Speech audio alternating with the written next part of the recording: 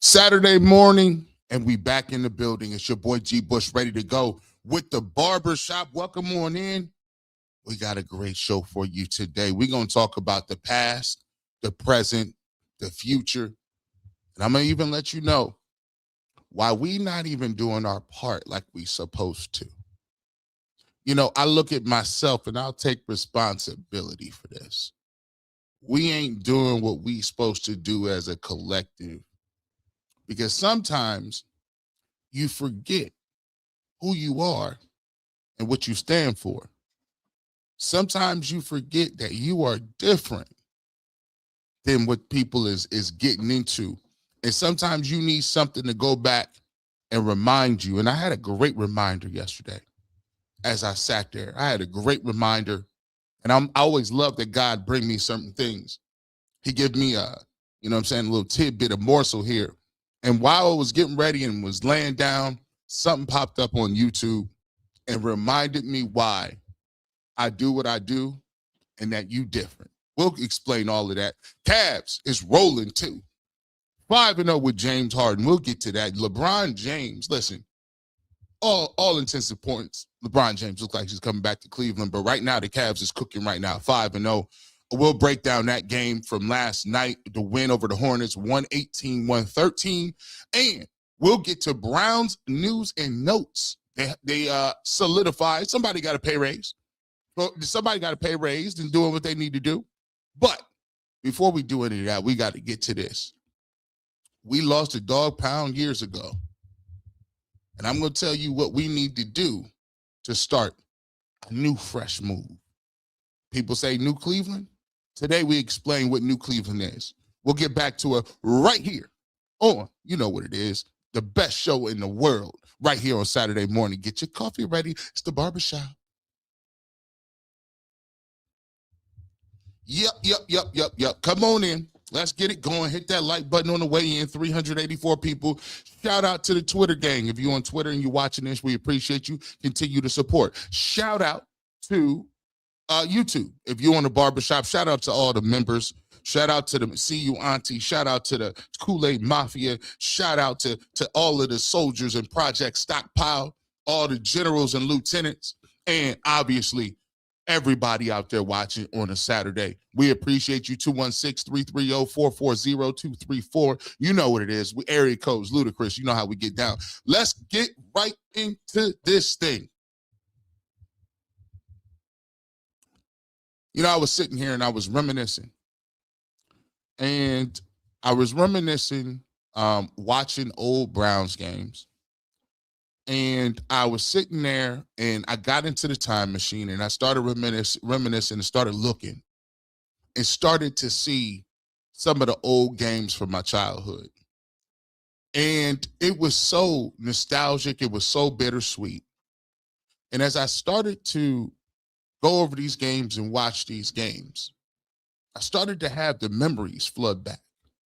I started to have the smells and the feels and what it was like to be alive when life was much simpler. What it was alive to be like when, somebody had to, if you really wanted to get a hold of somebody, you had to hope that they was at the house the same time as you. A much simpler time when you can just simply tell the time by whether the street lights was on or not. You didn't have a watch, but you already knew in the summertime what type of time you needed to be back at the house. A simpler time when you didn't have no communication 24 hours a day, and there wasn't 3,000 games on the TV for you to watch. You simply used to just watch what was available. The big teams came on, you watched the matinee game of the week. You knew if it was the 80s, you was going to see Bird and Magic. If you knew it was the 90s, you're going to get Michael Jordan and Knicks and the Bulls, and there's the teams that was going to be on TV. Monday Night Football. Monday Night Football was always the Cowboys, always the 49ers, and the Giants stayed on TV. But for us, kid growing up in the Midwest, in the shadows of the Pro Football Hall of Fame, in those shadows, seeing the Hall of Fame from my bedroom, playing at Camp McKinley, one of the pioneer high schools in this country. I always felt a little void because it was never my team that was on. It was never the Browns. It was never the representation of who I was and what we were doing.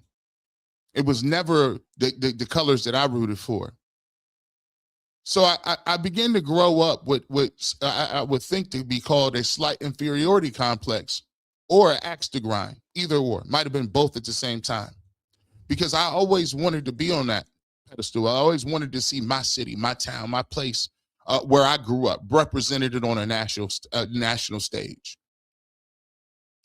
And it was few and far between. Few and far between.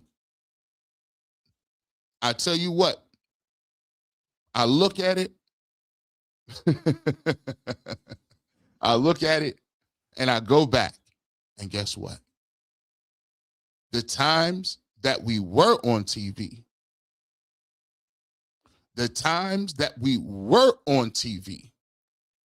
guess what? It was magnificent. Let me just take you down memory lane when life was good. The duel, Bernie Kosar and the Browns.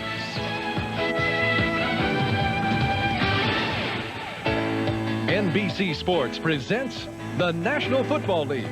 Today, it's the Denver Broncos versus the Cleveland Browns. It's a beautiful day along the shores of Lake Erie as a sellout crowd will watch the matchup today between the AFC West. You see, this is what it used to look like. This is what we didn't have the best of nothing. We didn't have the best of opportunity. We didn't have the coldest uniforms. But you see black people, you see white people, you see all kind of people, hardworking people. Everybody is in the mix, ready to go. And one of the things that we always knew was the simple fact that we didn't have everything. We might have not had the best of the best, but we was going to support. We was going to stand 10 toes down, and we was going to come in loud and proud and pack that thing out. And the AFC Central. You always have things to prove. As a player, you're always proving that you could perform and do well, and that you can lead a team to championships. So in that way, you're always out doing that. That's just the nature of the game. The San Francisco 49ers face the Cleveland Browns on ABC's Monday Night Football. Go get him.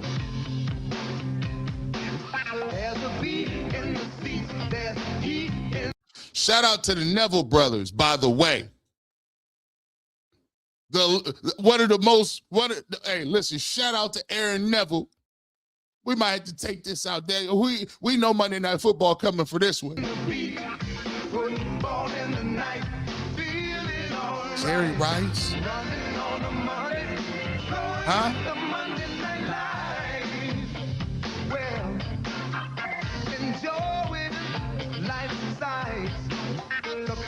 Looking for trouble, the Niners wanna fight. The strong survive and the weak get beat. Stay out the kitchen if you can't take the heat. There's a beat in the seat, there's heat in the beat. Put it all in the night, feeling alright. Running on a Monday, rolling with the Monday Night Light. Yeah. Cleveland Stadium, located on the shores of Lake Erie. A beautiful night for football, a skyline of a very progressive Midwestern city. Sellout crowd tonight in Cleveland Stadium. That means 78,000 plus. They will be rocking. They love the Cleveland Browns. And the 49ers and the Browns meet here in Cleveland for the first time since 1984. Sanford Dixon got it going. They all started going on the team and started barking against the opponents, and the bleacher section kind of picked it up and started barking along with them. So we just all started barking, picked up the dogs, started wearing masks, putting ears on, painting our faces, yelling, screaming, barking our brains out. Man, I get chills. This is what it looks like when the fan base is messing with the team. This is what it looks like when it was fans over media. This is what it looked like when the media wasn't trying to be. They wasn't trying to be the focal point. This was what it was looking like when people was really outside supporting, outside loving the squad, outside supporting them, outside moving around. You don't see no coalition. It ain't split between racial lines. You know what it was? It was the only people. Guys was coming out here. See, this was a different type in life, man. This was a different time in life, my man, where people was going to these games and taking their bus right back to that steel mill. You get goosebumps, bro. When you're sitting here watching this, it's not only a throwback to that, it's a throwback to when life was simpler. Continue on. The year of the Dawg Pound, Frank Minifield and Hanford Dixon, they started barking up there. At the two defensive ends and in practice at Lakeland. These guys would be like barking at him to get him to put pressure on the quarterback, and that was kind of unique. And we were just trying to get those guys going, but it just, the relationship with the fans, it just took off. I heard him explain that this was supposed to be just a thing for the defense, but the fans picked up on that. Like, that became the calling card, like, almost the minute it started. See what they said? They didn't say the media picked up on it. I know this might not be one you get too excited about, but we're going to talk today. Notice they didn't say the national news didn't pick up on it. It was the fan bases that elevated it.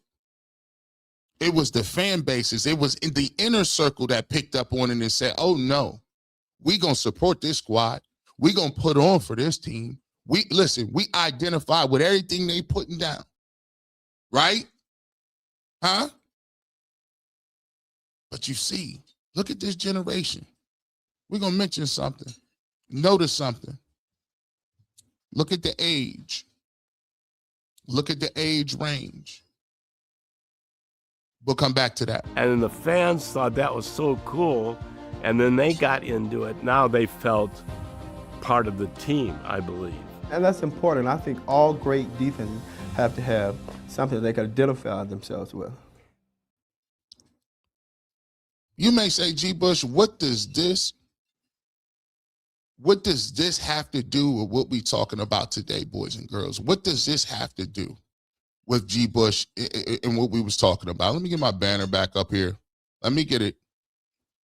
This points to not only to show you what the Browns were, to show you where the rich tradition in which we come from, and also show that those individuals that you watch there, this is just a microcosm of society. This has nothing to really do with sports, but it's about everything in the world. You see, you remember what I told you about the age of those individuals. Those individuals are a bit older, right? Those same individuals that were sitting there talking about, those guys sitting there talking about what it felt like to be barking and what the Browns was doing. That was previous generations. You see, we lost 2-3 generations of Browns players and fans. You don't notice what COVID did. We lost a whole generation of matriarchs, patriarchs, uncles, big homies, OGs, community leaders, pastors, clergy, judges. You see, one of the things that we don't understand and we don't take for granted is just how great the previous generations were. Just how great they were able to get through things. That generation went through, the prior one went through the Great Depression. They went through World War II. They went through the Korean War. They went through the Civil Rights Movement. They made it through the JFK assassination, the Martin Luther King assassination, the Malcolm X assassination. They made it through all those places. And yet they still managed to go to wars, come on back, raise a family, be homeowners in a time where they was coming out of great peril around the world. One of the proudest facts that I got is the fact that my grandmother and my grandfather had a third grade education. My grandmother had a 5th grade education. She never even learned to drive. My grandfather, 3rd grade. They were sharecroppers in Georgia. Let me tell you this. These folks managed a way to be a homeowner 30 years ago, 40 years ago, 50 years ago, when today we don't even got people in our own generation, my generation and younger, that even got an apartment right now. They did it with peril. It reminds me of how this works. You see, when you watch the Cleveland Browns, back then they was going to games. Back then they supported the games. Back then, they just always seemed to have it. Back then, I remember my grandfather's little purse. My grandmother, I used to always be like, man, I thought she was magic because she was always making something out of nothing. And if I needed a quarter, she always had 50 cents. If it wasn't nothing in there to eat, she always go in there and whip something up, make something up. You don't even know how. I'm like, where you find that at? And you know what? They had goodwill. I thought my grandfather was a celebrity at one point in time because he would sit on the porch, have his cane, don't say too much, but he always whistling a tune, tapping his cane. Whistling with that cane. No seeing as soon as you come up, he up early. You know how they do. Grits and eggs every morning. My grandmother got up like clockwork. That's what they was doing. By that time, he was already in the shed, in the garage, moving around, tinkering.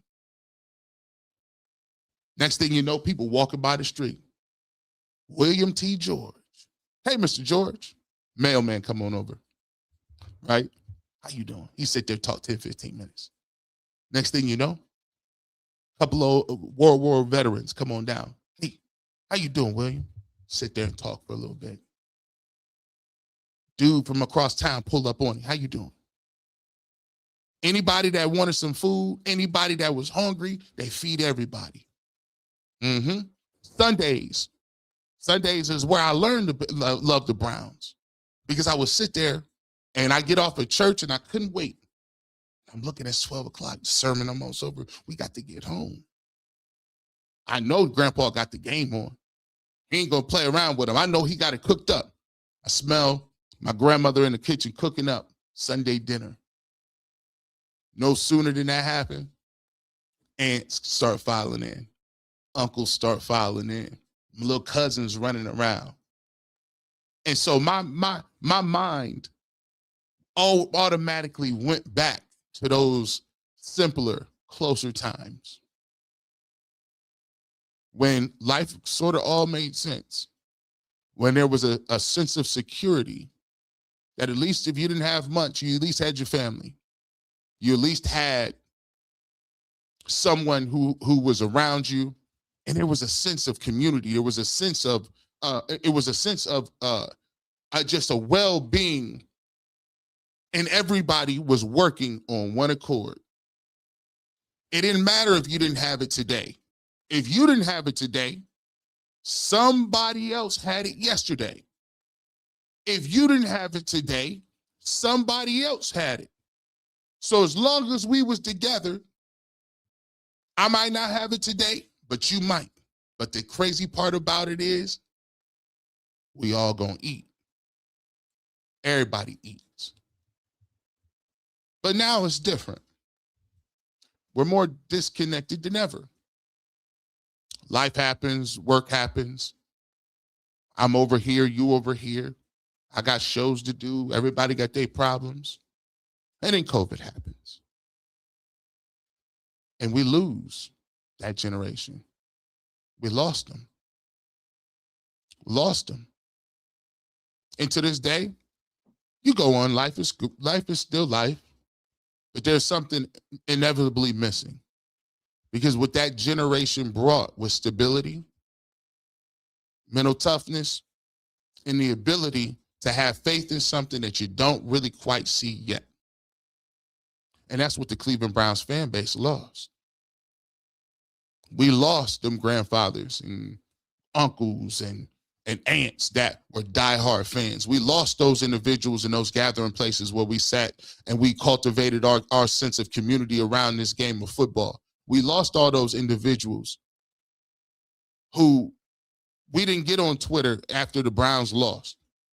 We supported who was on the field. And more than anything, we supported what it was, because we was not supporting just the team. We were supporting the people that represented us. And for me, I have to look at it. When you get in the media, sometimes you forget. Yes, it's about content, and yes, about a lot of those things. But sometimes you forget exactly who you are. At its core, I'm not a media member. I'm just a dude who is a old, former washed-up football player that never made it to the NFL, that loves the game and loves what the game brings to the community. So when you get to moving up the ladder and you start cooking and moving around and doing your thing, you got to understand you have to do something different. They're never going to give the Browns or get behind them, because guess what? How can two people that don't have the same experience level and the same experience, how could they ever see what you see? How can a fish understand what an eagle knows? A fish's whole life, his whole being is in a pond.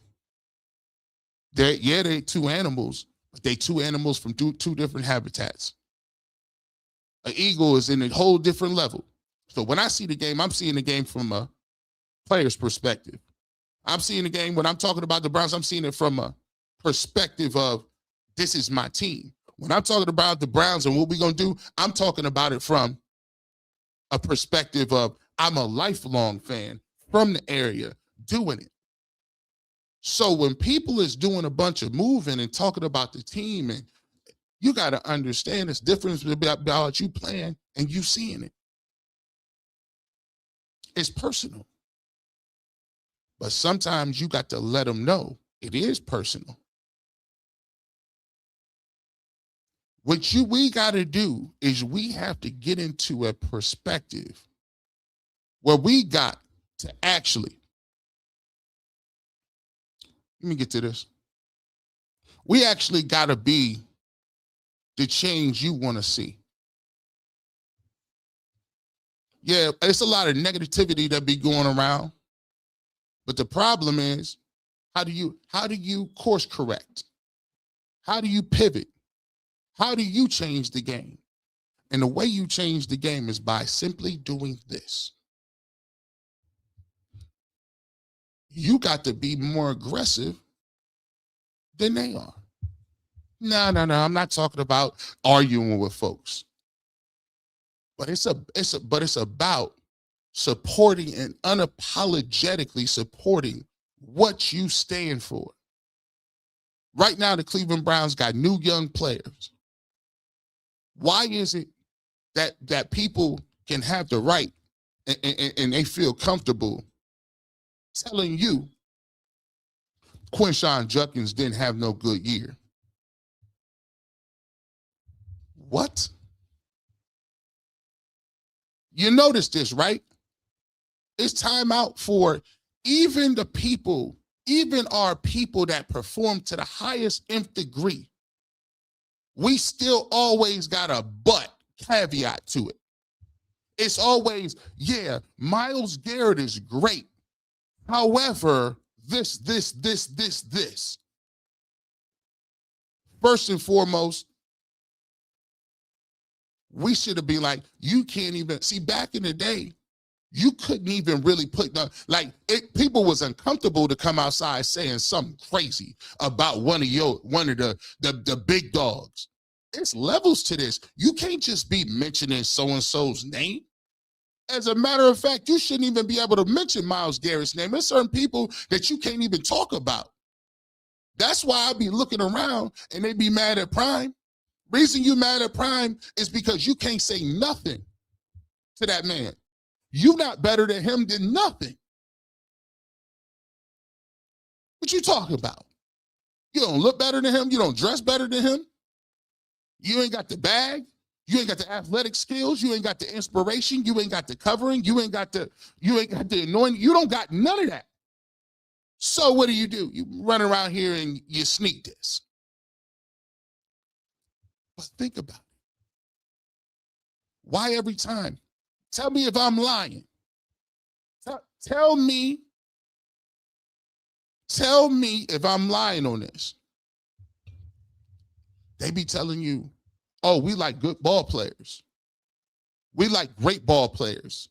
If the Browns were good, if they were good, then we wouldn't say X, Y, and Z about them. Really? Because Carson Schlesinger just done Defensive Rookie of the Year. How often do you hear about that? Are there any documentaries? Are there any, has anybody followed them? Where are the interviews on your platform? Let me ask, hey, listen, we got 2 radio homes of the Browns. Where's the Carson Schlesinger interviews? Where they at? Where's all the posts about Carson Schlesinger? There is none. Because the reality is they don't care about that. See, this generation is different. They all about capitalizing. It ain't about shedding light on nobody and winning no games. That's what we get into. Let me ask you a question. How is it that Quinshon Judkins can be the only offensive threat carrying the offense when Dylan Gabriel was playing? They couldn't even score. No off season, nothing. He didn't have an off season. He came right off the street, came in, and was their best weapon. We get to the end of the season, and we got people trying to downgrade his performance, talk about he was pretty good. Says who, bro? Says who? How you know this dude had 1,000 all-purpose yards with no camp? He goes out there and gets hurt, breaks his leg. Soon as he off the field for a week, out of sight, out of mind. Let's talk more fantasy numbers. Oh, he wasn't that good. You know what? The problem is this.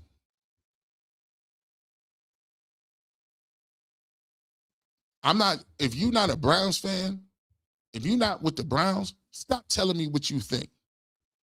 I don't even care. Oh, whoa-wee. If the Browns not your number 1 squad, I don't listen, because tell me, watch this. Watch this. If your favorite team is another team, how often do I talk about them? You tell me the blog where G. Bush spent an hour talking about the Eagles, the Giants, the Steelers, the Ravens, the Bengals. Where are the G. Bush blogs doing? Huh? Where are the? You're not gonna see me. Where's my Joe Burrow blogs? Where's my Josh Allen blog? Because I don't got none. So why would I let you sit up here while your team reap the benefits, but you get spicy on my team? No, my good sir. We need to be on the offensive, not the defensive. Offense, not defense. Shall we go? Let's take a look at it. You say, well, let me see. Let's get to the receipts. Let's talk about it. Let me see. This is another one in the world terms of let's throw names out. And here's the crazy part about it. I got love for Louis Riddick. I got love for it. Louis Riddick floats a wild trade idea for the Browns to boost their draft capital that could come at a cost of their defensive star. With the Browns holding the 6th and 24th pick, there's another way that they can accumulate more picks. I think that's by entertaining a year too late trade of Myles Garrett. I think that's something that has to be on the table once again. As good as Myles has been, they still haven't been able to win with him. They haven't been able to put up anything in terms of ultimate team success. There's plenty of reasons for Myles wanting to go and move on, and the Browns would grant him that wish, which they weren't willing to do a year ago. Cleveland could get a boatload for him. They probably need it because the picks that they have now still aren't enough given all the needs they have.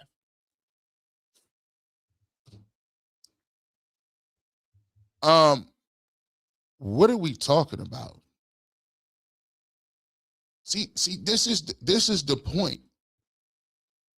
I'm really not trying to hear none of that. Why are you trying to tell me that you gonna trade your best?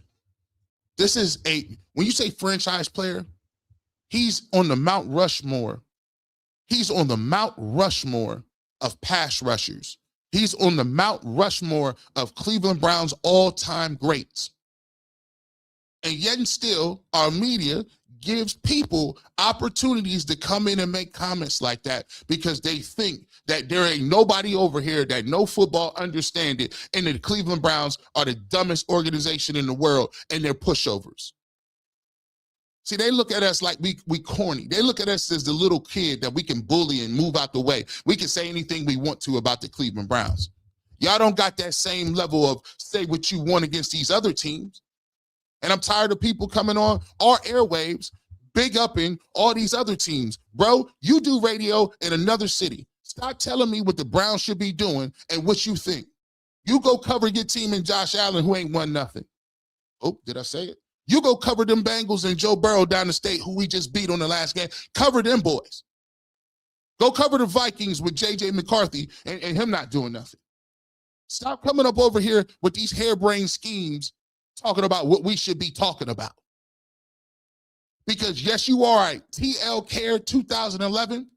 You think you're smarter than everybody. You want the Cleveland Browns to be perpetually stupid because guess what? Negativity sells.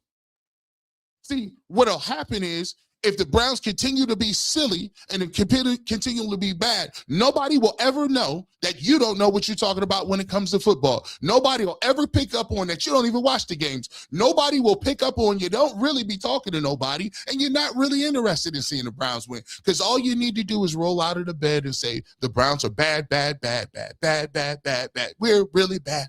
We're really bad. Dumpster fire, dumpster fire, dumpster fire, dumpster fire, dumpster fire. Yay! Cornballs. These dudes. These guys. Talk to them.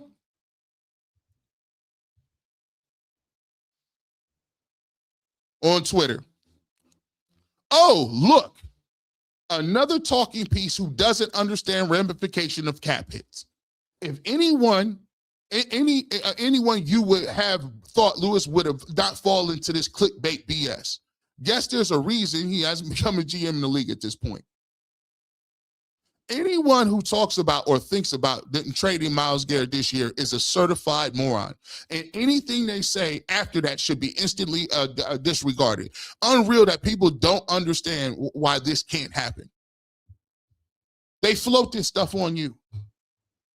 They float this out here because it's the Browns.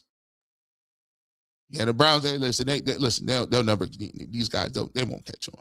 And it's the Browns. We'll throw that out there. Everybody know the Browns ain't paying no attention. I know it's not going to happen, but we're just going to say it.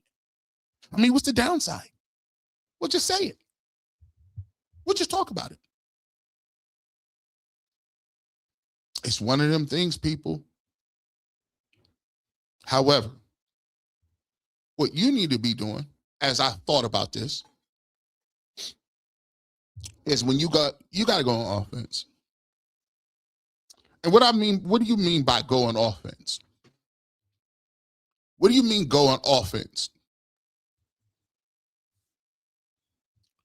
We got to start big upping, and we got to start creating content. We got to start being on social media that not only defends the crazy stuff that people say, instead of defending that, we need to be active. You got to be active in showing. Man, listen, here's this throw. Shedeur Sanders just dropped this dime. That was crazy. Oh, man, I can't wait till the draft come around because I need Carnell Tate. Carnell Tate and Shedeur are going to be crazy. Can you imagine when Quinshon Judkins get back? Just a little something to let you know what we doing. Hey, listen, here's what it is for this offensive line. I got 3, 4, 5. I got 5 examples of how you can rebuild this offensive line. Man, I'm looking forward to next year. Devin Bush, we got to re-sign him. Man, if we these picks 6 and 24, we right around the corner. We right around the corner. We need to be doing this. Speaking of, let me get in my bag. We need to be doing this. See, this is Rand Carthon. He talked about it. What did he talk about? He talked about exactly where he sees the Cleveland Browns. And there are a lot of people out there that are like this, and this is just one of the sprinkled examples. Joe Bitonio's headed towards retirement. I would have talks with Wyatt Teller and Ethan Posick about bringing them back. The way Harold Fannin has played, it made Njoku expendable. Devin Bush has been a solid player. Shelby's older, but he's been a veteran presence for him. We do have to have a conversation about Jack Conklin. He's only played 8 games this year in 2025, and he's never played a full season as a Cleveland Brown. You're going to have to draft wide receiver 1. Why would you want to commit north of $20 million? Is there a quarterback to be had at pick 4?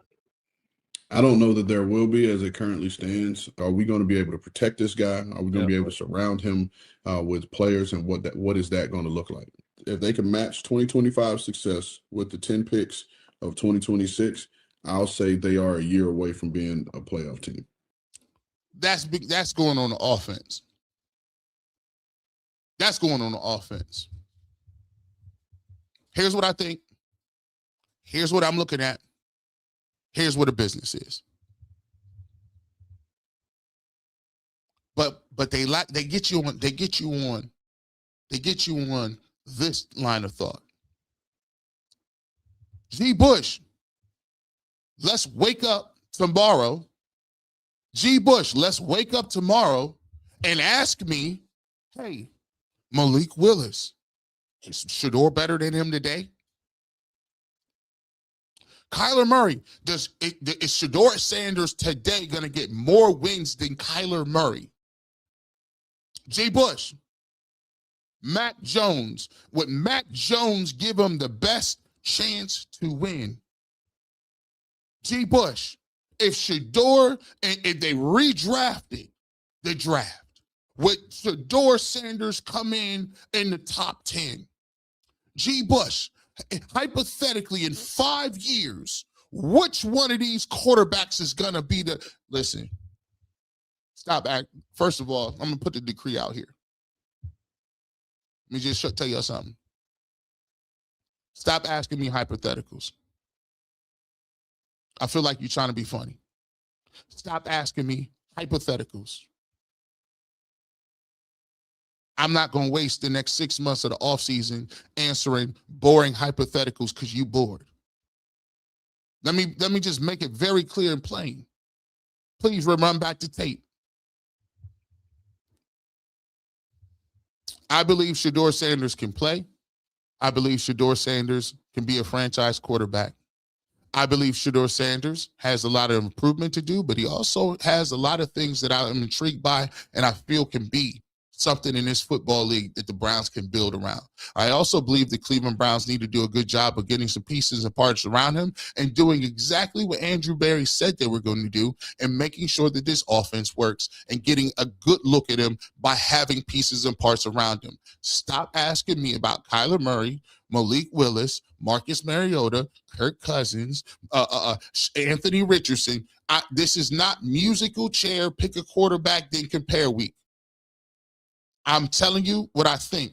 Stop asking me about it. Stop telling me about it. Stop questioning. Stop insinuating. The reality of the situation, there is nothing you're going to say to me based on my work that I've done in watching film based on my opportunity to see somebody play, based on what my football IQ and acumen says and my experience level, I believe he can play. If you don't believe it, you stand on it. Stop asking me about it because it's not going to change. It's not going to change between now and whenever because there ain't no games to be had. So here's the game we're not going to play. Stop asking me about who better than Shedeur Sanders when you know good and well you don't got the money to go get nobody. You don't even like these guys. You know these guys ain't no good, but you're playing around. I'm starting to think you're trying to be funny on the slide. Asking me, Kyler Murray. Don't dog on Kyler Murray. We're talking about getting ready and getting people together around what the Browns is trying to do. We talk about Kyler Murray. And let's be clear. Let's be clear. Here's a problem. Here's a problem I got. Don't let these folks fool you. Don't let these folks fool you. They ain't got no love.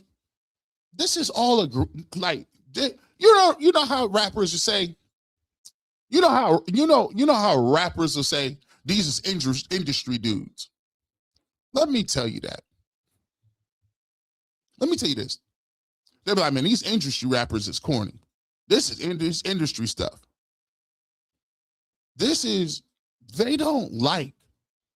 really actually be truthful. Let me just put it all out there. They don't got no allegiance to nobody. Ain't no allegiance. Think about this. If you break the all-time NFL sack record and people still float the idea of trading a person who just broke one of the most prestigious records of all time and you want him traded, that's insane. It's insane. But let me show you how I can prove that it ain't about performance. I can prove it. Watch this. I can prove it. So Myles Garrett broke the sack record. He also just signed a new contract, and trying to trade him this early in his contract would be a catastrophic cap hit to the point they couldn't field the team. But they still throw it out there, not because it would make the team better, not because it's a good idea. It's because it generates interest. It don't even have to be truthful. So get that. All right, there's one scenario. Just last week, just not Myles Garrett. Like, we can continue to keep pushing. It's not just Myles Garrett. It ain't. It's every week. There is another move. It's another move.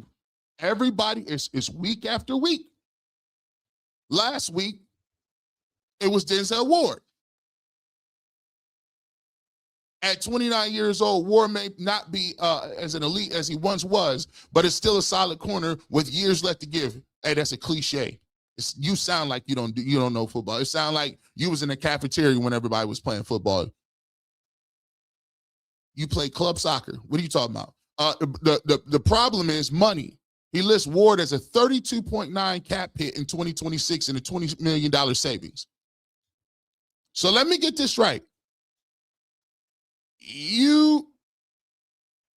So now it was Myles Garrett. Get rid of him because you need picks. Denzel Ward, get rid of him because, you need cap space? Okay. Well, let me just show you that even the cap space that you would generate, which there is none, by the way, because of the cap penalties, that you would get, you are going to erase because you want to get rid of Deshaun Watson for an $80 million loss. So let me get this right. You got a cap hit for getting rid of Watson of 80. You got another cap hit for trading one of your best corners in Denzel Ward. And you also have a massive cap hit for trading the best defensive player in the world. Make it make sense. Oh, by the way, just to show you, they also want to trade Dylan Gabriel, who they wasted a third-round pick on, just because he proved that he wasn't good, like we told you he wasn't. So he got to go too.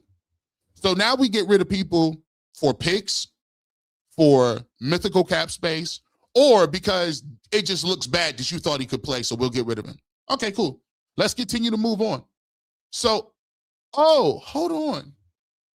Well, is Deshaun Watson doing anything? Is Deshaun Watson want to do anything? No, he hasn't done anything. He's just living his life. But y'all don't really like that either. Let's talk about it. Every time I get on a panel, every time I go somewhere, people tell me, you know what, G. Bush, you can't have him in the building. We don't want no Deshaun in the building. We can't think of it. We can't even see his face. Just get rid of him. Get him out of here. What they say? We don't need him in the building. We need guys that's concentrating. Listen, no, under no circumstances can you bring him back. Okay, well, he had surgery. He's on a boat somewhere eating pasta. And I get, G. Bush, he's supposed to be dialed in with his teammates. Why is he on the sideline?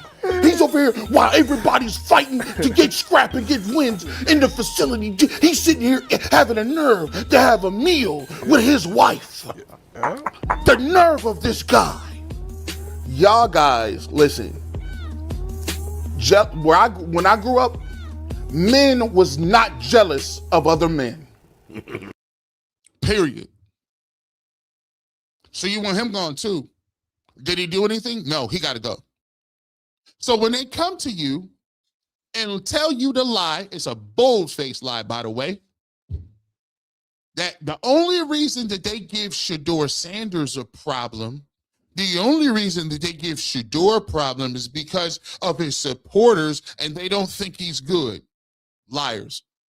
You wanted Myles Garrett gone. Why? Because he asked for a trade and he got a bag? You wanted Denzel Ward gone. Why? Well, we need cap space, even though you ain't getting none.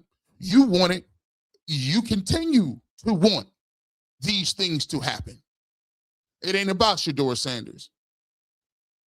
And I had to realize there is no incentive for them to even, they don't like the Browns. They just cover them. It's just a job. And I was fooled into thinking that that was not the case.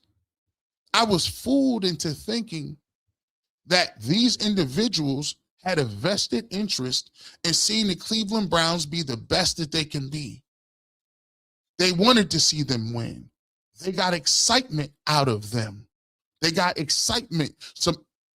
No, it's just a job. It's the same way people punch the clock in 9 to 5 and they come in, do their job and do the bare minimum and go home. We done worked in places all over the world. It just happens to be in a job. So when these articles and these things come out, why would I think that you could understand what I'm talking about if you and I have never seen eye to eye? We don't have the same compass.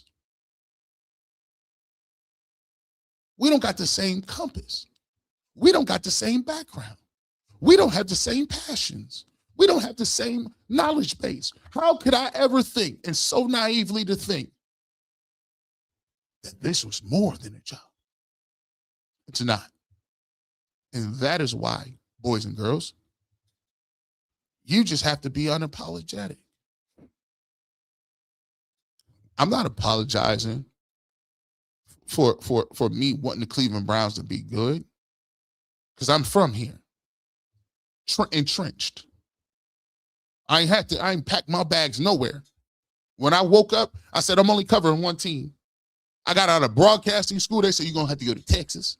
You're going to have to go to California. You're going to have to go to Florida. You're going to have to go to Colorado. You're going to have to go to Wyoming, New Mexico. And guess what I told them? Under no circumstances. No disrespect. I can't do no radio and pick. This is what I do. This is where I'm gonna be. If I ain't gonna make it here, I ain't making it nowhere. If I can't rap and do what I want here, I ain't doing it nowhere else. So when we sitting here talking from now on, I challenge you. I challenge you. Instead of walking around debunking, trying to ask people, and they letting them run around with the Kyler Murray conversation and the Malik Willis and what do you think with this? And I'm gonna tell them, y'all listen. You say what you want to. I already done told you what I thought. I ain't told you. So why you keep asking me that question? I told you what I told you. And guess what? We all gonna get an opportunity to see if I was right or wrong, but it ain't gonna change right now. Because really, to be honest with you, it's not even about Shedeur Sanders, it's about the overall Cleveland Browns effect. If this is New Cleveland, we need a new generation of soldiers. I'm looking for a few people. If they ain't gonna do it, man, I might as well do it. I'm looking for a couple of dudes. Hey, listen. Yeah, who are you talking to? I'm talking to everybody. Ain't nobody exempt. Ain't nobody exempt. I don't know why people. No, listen. I don't gotta say no names. Ain't nobody exempt. Like, I don't have to be. I don't get like. There ain't no. I don't need to mince no words, because I think I eloquently put it out. The reason I'm invested is because I'm from here, bro, and I've been doing this. I've been doing this for years. Years. We've been going back and forth. But I need a couple of folks. I need a couple of people. See, when 2026, I said 2025, we came alive. 2026, we ain't gonna miss. We've been playing defense too long. 2-3 zone, 3-2 zone, 1-3-1 trap, boxing one. We've been on a defense too long. We looking for a couple of dudes that's ready to start getting this momentum moving. We building the arc right now. Everybody went around laughing. You know that's what happened before, right? You know that's what happened before. Because, by the way, I'm just going to ask anybody. I'm just ask you. Any person who talks about this thing, who was 1,000%? And I ain't gonna say it was me. They got hit me with the intro. Yeah, this gonna happen. It was stuff that I was saying that I didn't even hardly believe. I had to check myself. What you mean, Lord? What you mean? I can't tell him that. I ain't even seen it yet. He said, look, you see what it is. You see what it is. When Noah built that ark, you know what's funny? When Noah built that ark, it was 90 degrees, hot as heck outside. People walking around looking at his boat. Look at this fool. Look at this fool over here. Look at Noah. Noah over here with this ark. You know Noah ain't got Noah fool, bro. He got his woman out there. He got his family out there slaving, collecting animals on up. At first, he's just hammering away. Hey, what you building, Noah? I'm building a boat. It's about to rain. They're like, bro, you could have took that wood and timber. You could have built you a new house and extension. This dude, he wasting money. They come back a couple months later. What you doing, Noah? I'm building me a boat. Why you gathering these animals up? You gotta gather all these little animals up over here. What you talking about? Don't worry about it. Kept going, and it's still hot outside. See, sometimes that's when it happens. Your progress is made in a desert. Your progress is made when you're thirsty, you're dry, and you ain't got nothing left. Your progress was made in the times of famine.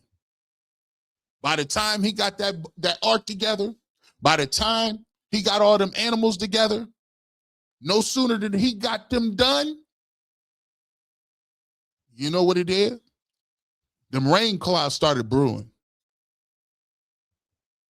Look, hey, we got a low pressure system coming on in from the west. Clouds get to rumbling. Now all of a sudden, them same people that was walking by in the desert laughing like this fool over here, they talking to each other. Maybe we might want to go talk to Noah. He might know. I ain't seen no rain clouds like this. But guess what? Some people, when the first drops came down, they were still in denial. When the first thunder cloud came and it's raining for a few hours, it's sprinkling, they said, oh, that's nothing. I don't see anything in that. I don't see nothing. You guys are prisoner of the moment. You guys are drinking the Kool-Aid. It's just a regular storm. Then his rain didn't stop. One day turned into two turned into three. Now the river water high.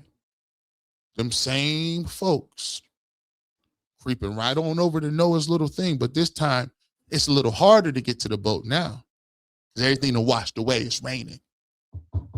Knocking on that door. Noah! Hey, big dog. You know I always did like you and your family. You always knew you was a pillar of the community. You always knew. You know, me and you always saw eye to eye. Come on and let me in real quick. No answer. See, right now, people knocking in this industry, no answer. Them doors is shut up. Them doors is closed, double reinforced, because we sitting in a bunker ready for the storm. Little did you know, it keep raining, and now even the staunchest of detractors, not the strongest detractors, you know what they got to do? Now their wife is telling them, Bobby, listen, I don't care what's happening. The water is coming in. The roof is collapsing. The winds are raising. We're losing our livestock. We got 2 young kids. I need you to go down there to the ark, and you need to beg Noah and tell him you were wrong. You tell him you were wrong. I'm not going to do that, Susan. How would I look? She said, looks don't matter. We'll all be dead in 35 days if it don't. That water get to raising. Now it's more people knocking on the door. Noah! Those pleas start turning to cries. Them, can you get me in here starts turning to desperation. I think we're starting to see desperation coming. So what you need to do is while you building your ark, and you building what you need, you building what you gonna get to, build your ark and be offensive. Don't let somebody's negativity move your actions to the way you need to go. I'm gonna build my ark no matter what y'all saying. We'll catch y'all when them waters is high. Because by the way, I told you last year, in 2025, it's a storm brewing. It's a new wave. It's a new tropical storm, and it's not have to be with physical. It's the mental approach. It's the spiritual approach. And it's about to take over. And when it take over, some of y'all gonna be outside in the rain. Some of y'all gonna be in the rain. get your cattle together, get your boats together, because hedging them bets right now. It's a lot of y'all hedging them bets. It's a lot of y'all hedging them bets out there. You know what? I think Shedeur good, but I gotta do Mendoza though too. I think Shedeur all right, but throw another name out, because what they gonna say? What they gonna say if it ain't right? Why would you bank it all on that? What you gonna say if it ain't right? Just letting you know. I'm just saying. 1,700 people in here. Keep it rocking. Keep it pushing. We appreciate you. When we get back, we got some Browns news. They've updated. Their coaching. Somebody got a little raise. We got some Myles Garrett news coming up. But first, I got to get to this. We got to get to this. Shout out to the Barbershop clothing. Shout out to Barbershop clothing.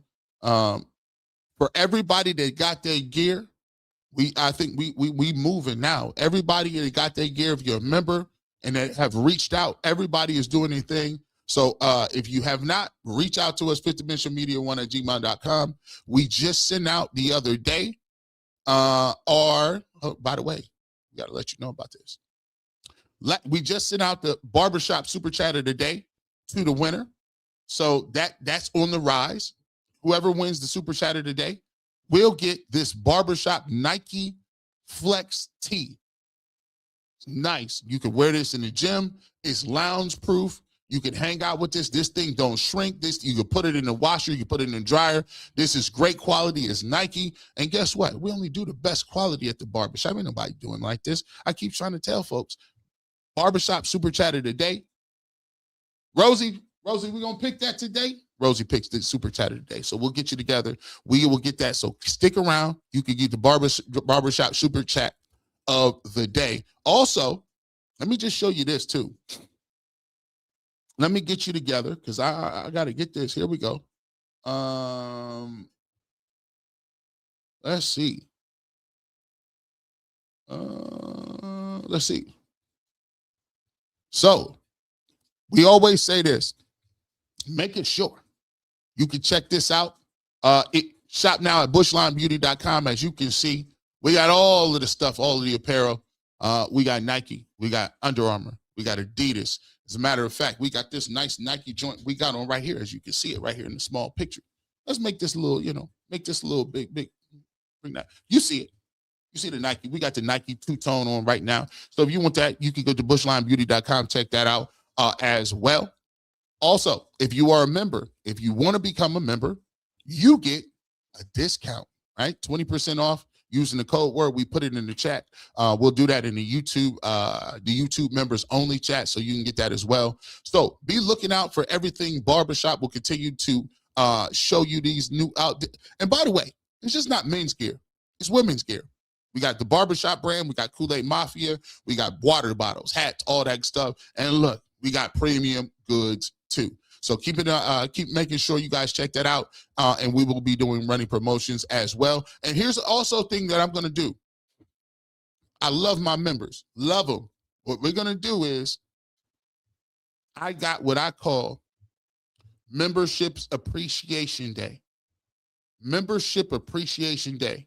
So if you're a Barbershop member, if you want to join, hit the join button. We are going to give away 5 premium items every single month. Every single month on the 25th of each month, we are going to give 5 premium goods away. Completely giveaway. We'll raffle it off and we'll get your information and send it to you. We appreciate our members. Shout out to the individuals that's been with us for consecutive 4 months. You guys are awesome. We want to give back. We want to make sure that when y'all running around with the Barbershop, we want y'all looking good. We want y'all, if you're in Colorado, you're in Miami, you're in Florida, we want you to look good. So we're going to get 5 premium items. That means Nike. You can get this one right here. Nike will send it to your house, and all you got to do is just be a member. We'll make sure you get it, and it's courtesy of the Barbershop. Let's keep it pushing. Cavs have been cooking. we got to talk about them really quickly. Cavs moved to 5-0 after the Harden trade. Mitchell, Harden, Allen lead the Cavs to 118-113 win over the Hornets. This is 5 in a row for the Charlotte Hornets. Now, there's a lot of different things going around with this because people have been talking about this. We'll get to Darius Garland a little bit in his comments that he made concerning the trade. But first and foremost, let's get to what Donovan Mitchell had to say and how the Cavs came out with this win. Hopefully I get 100 to 200 more, right? That's the goal. But, man, I mean, it's crazy to think that I've been here this long. It doesn't feel like it. It feels like it was just yesterday. I love being here. I love being a part of this group. Love being part of this organization in this city. And to see the crowd we have on the road, man, like a lot of Cavs fans, Ohio. Before I got here, I didn't realize how many people were actually from Ohio. So to hear that everywhere I go, man, it's special. And to see the impact we have on the city as a team is special. Listen, shout out to Donovan Mitchell. Man, this is what goes to show you. There's a lot of people that were against the trade. And here's the thing that you always got to remember. When this trade happened, there was a lot of people that are in the media who didn't like this trade because of what the perception of what James Harden was. And when you see this in real time, you start to see that there's levels to certain things. And James Harden has not been a saint in any stretch of the imagination wherever he's been. However, what's undeniable is his game. His willingness to pass the ball, his basketball IQ. And it's a thing called synergy. Sometimes you can have a bunch of messed up relationships, but the synergy you have with another person is different.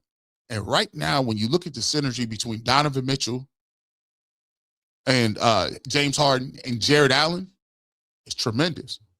Look at the way Jared Allen is playing. Look at the way that man is playing. Let's take a look at the box score from last night. Look at this. They moved Dean Wade into the starting lineup, right? I believe it's 3 for 3 from three-point line against the win at home against the Brooklyn Nets. He comes back in this game, 2 big threes down the stretch. Jared Allen, 26 points, 11 of 15, 14 rebounds. This right here is what you wanted to see from Evan Mobley. If Jared Allen's going to give you 26 and 14 rebounds, you're going to cook. James Harden, 18 points, 4 rebounds, 8 assists. Out here doing exactly what he needs to do, 2 of 3 from the three-point line. And then Donovan Mitchell, 32 points, 3 rebounds, 4 assists. And this is him just showing up and showing out. This is him with another 30-point game. Sam Merrill, 2 of 4 from 3. He had 10 points. Dennis Schroeder came off the bench and contributed with 8 points.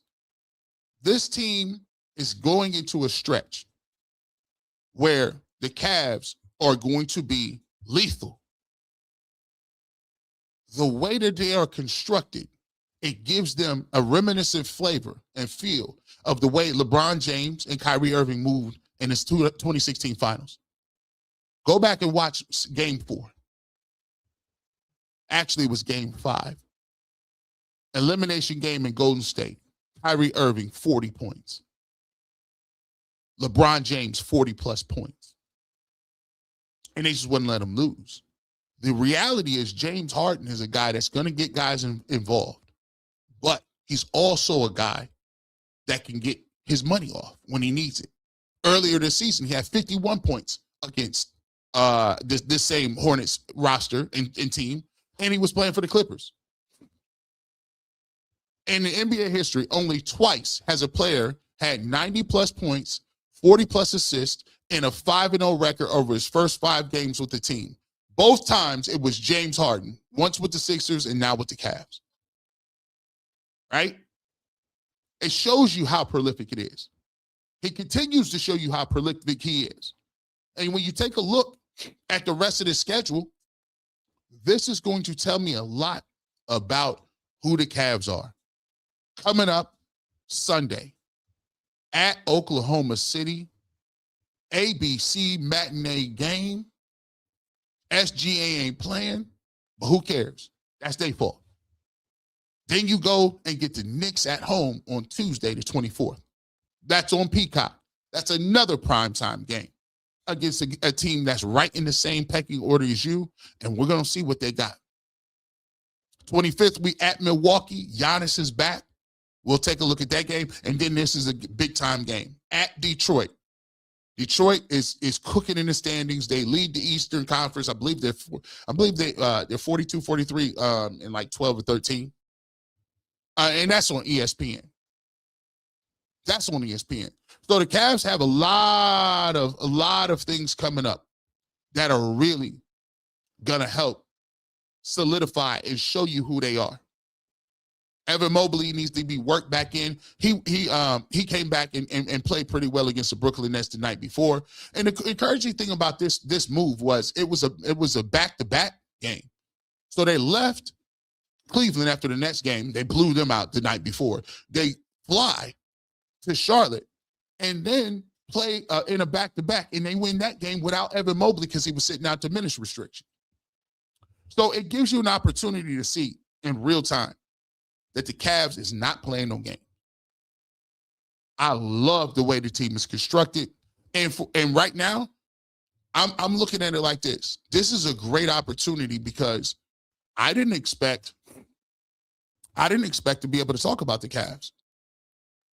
I didn't expect to even be getting into none of this, right? But the Cavs now have given me a spring, and the playoffs are going to count. So I'm definitely not going to be doing no hypothetical Shedeur conversations. Y'all keep that in the group chat. Y'all talk about them over there. I'm going to be talking about these Cavaliers and putting out this content. We're going to get to this draft. By the way, coming up next week, don't forget, we just saw Jordan Tyson. I'm going to come up with my new pecking order. We'll talk about that here in just one moment. We'll talk about that here in one moment. Let's get to this before we get back to the Cavs. Let's do this. So, Darius Garland had some comments to talk about, and he talked about specifically with this. Let me pull this down.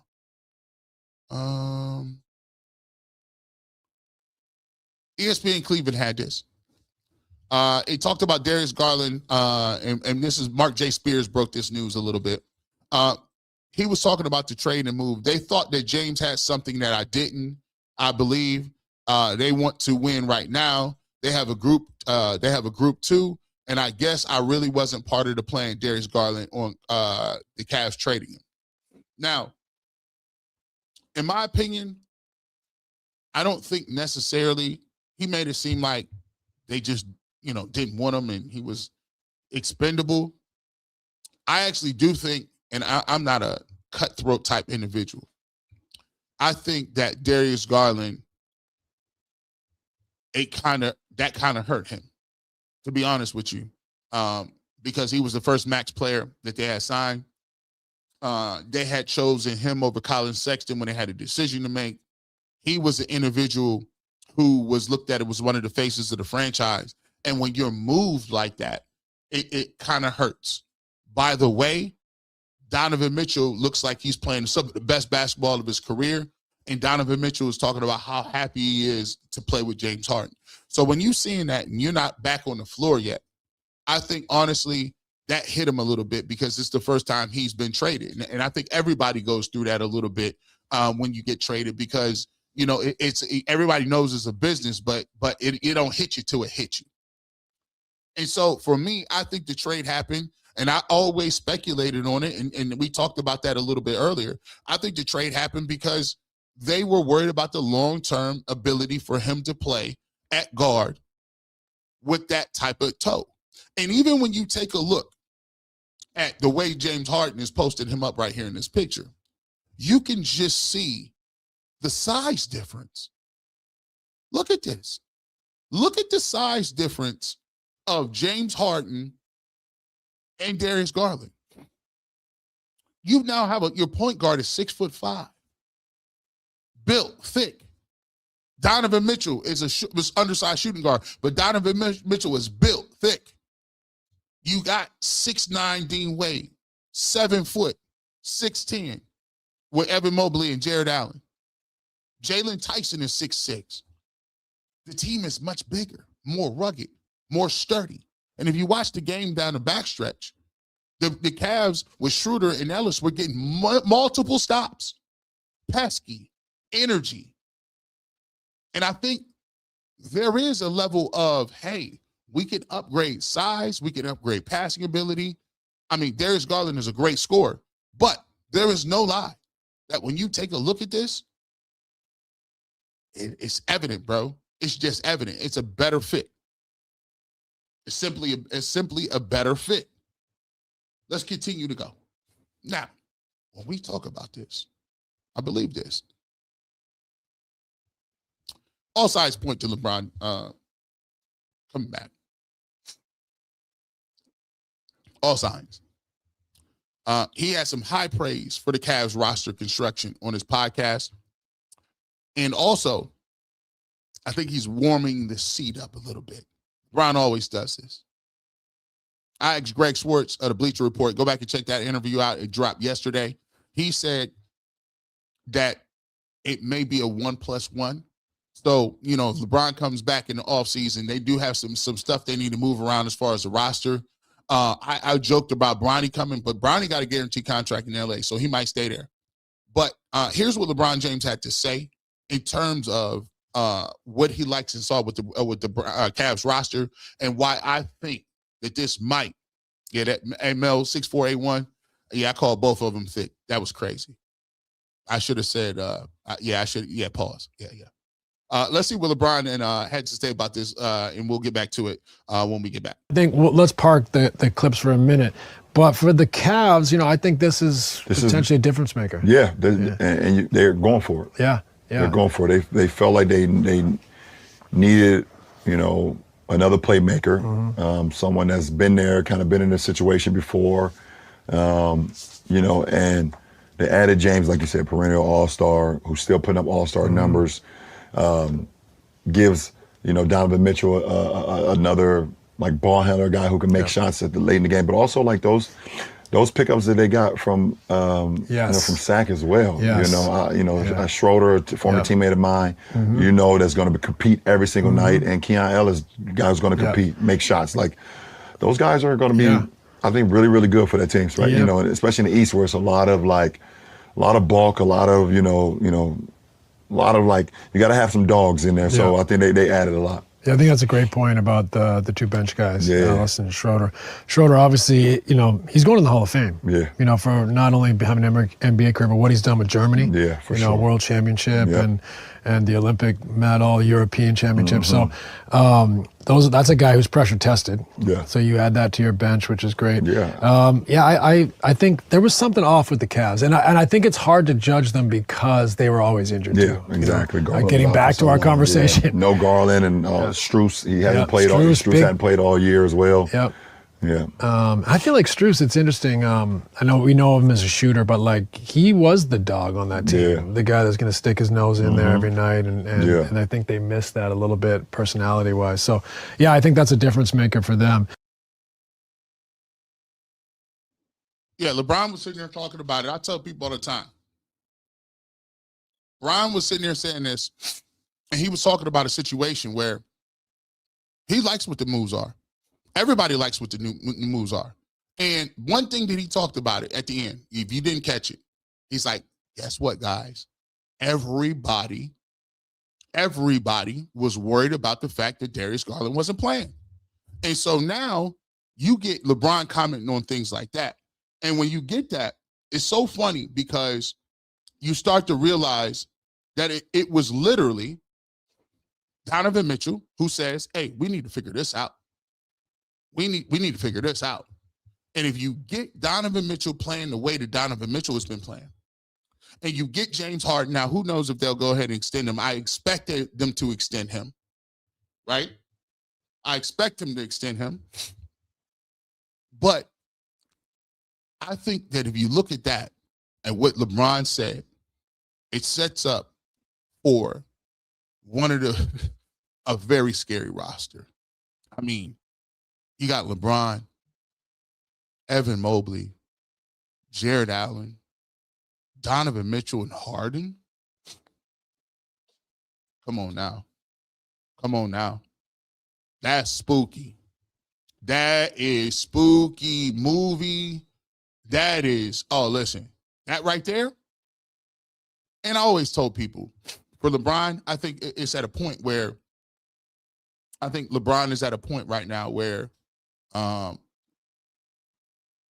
he can win another championship here. And I think at this point of his career, he'd be willing to kind of diminish the amount of money he's asking. Now, they only got a mid-level exception, and they got to clear a lot of space to even get to that mid-level exception, to be truthful. So I'm sitting here and being like, yeah, it's a possibility. It's definitely a possibility. Getting to that. Let me get to this real quick. Before we get to the LeBron situation, let me get this. Donovan Mitchell had something to say with playing with James Harden, right? He talked about a little bit why it was that he was excited and what James Harden has been able to do. Let's get to this. Hit you with a pass that you were able to just throw down. How good as a player does it feel to have a guy that can get you the ball and put it right where it needs to be? I mean, honestly, I didn't even think I was going to dunk it. And he threw it up there, and I went and got it. I was really nervous about falling on, I don't know his name, whoever it was under me. That was pretty much my only concern. That's why I hung on the rim. But that's special pass. He knew knew to put it there, knew to act like he was shooting it, and I'm definitely putting that one on the wall for sure. So I was crazy. I was trailing the play. He threw it. I really didn't. I saw Don at first, like early, and then I looked as he threw the lob. I was like, "Where's Don?" Like, I couldn't even see him. I was like, "No way, Don's going up to get this in traffic." And then all of a sudden, Don jumped. I was running back on defense. Like, that really just happened? Yeah, that really just happened. That really just happened. Let me know in the chat. Do you like the move with LeBron? Is that something that you guys want to do? Let me know in the comment section. We'll get back to that coming back here a little bit later. Let's get back to the Browns. Let's continue to talk about Browns. There's some news and notes that I gotta toss out to you guys. Let's get with this one. Mary Kay Cabot, Browns linebacker coach Jason Tarver is a finalist for the DC job, has been promoted to one-game coordinator, while safeties coach Ibrahim Banda, who interviewed for the post, has been promoted to pass game coordinator. Cornerback coach Brandon Lynch to pass game specialist per source. So let's break this down.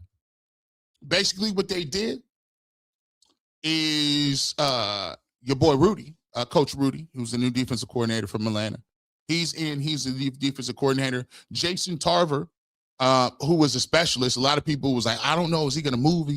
I never thought that Jason Tarver was going to go to another squad because of the simple fact, the simple situation was he's not the same level as Jim Schwartz, and it's hard to get another job this late in the game. There are no new jobs available, so I expected him to stay. He's been promoted to the run game coordinator, right? So that's one person that's going to take care of the run game and basically teach the new defensive coordinator how they want to move and what they were doing before, right? Safeties coach, he'll be promoted to the pass game coordinator.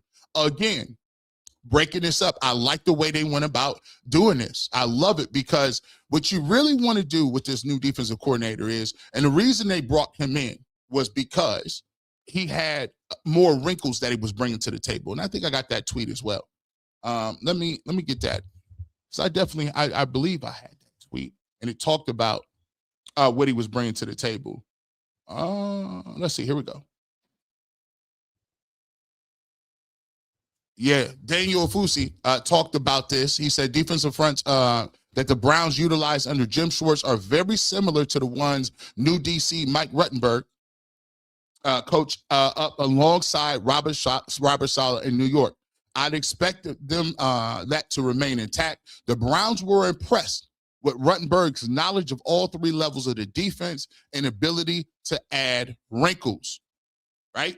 So for me, the wrinkles are some of the things that he's going to bring to the table And so when you look at this and you go back to what Mary Kay talks about, he's going to bring the wrinkles. Tarver will handle the run game coordinator stuff up front. Ibrahim Banda will take care of the pass game stuff. And then, DB coach Brandon Lynch is a pass game specialist. So basically everybody got a bag. Everybody got upgraded. New resume tips. Everybody now has that on their resume. They gave them a bump with that. They give them a bump with the cake, with the money. And now you got the best of both worlds. You bring in a guy that's innovative, that's going to put a twist on the defense. Plus, you got the guys who know what they were running, understand what those guys are as position coaches, understand what they ran last year, and is able to implement that again this year with the new wrinkles. I like it. I like it. I like it. I like it. I like it.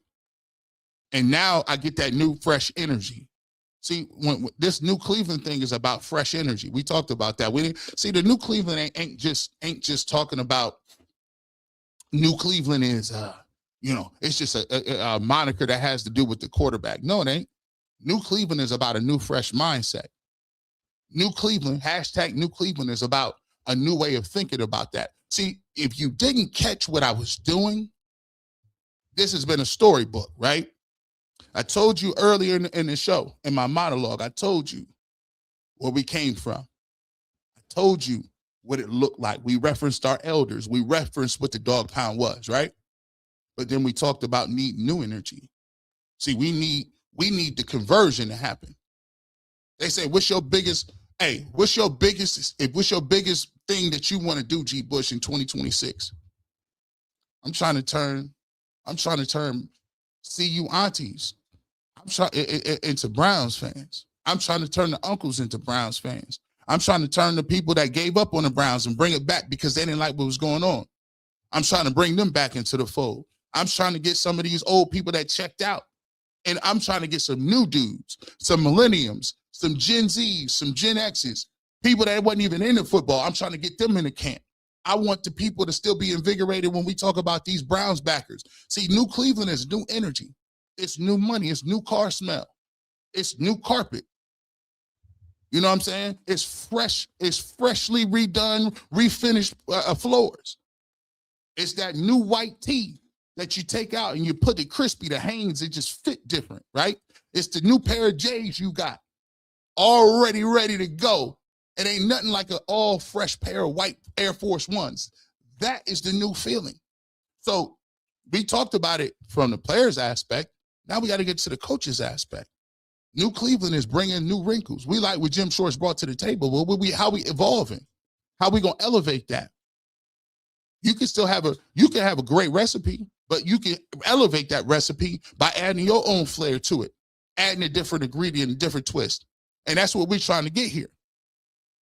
So there's a lot of people that is not interested in change. They're not interested and excited in that change, right?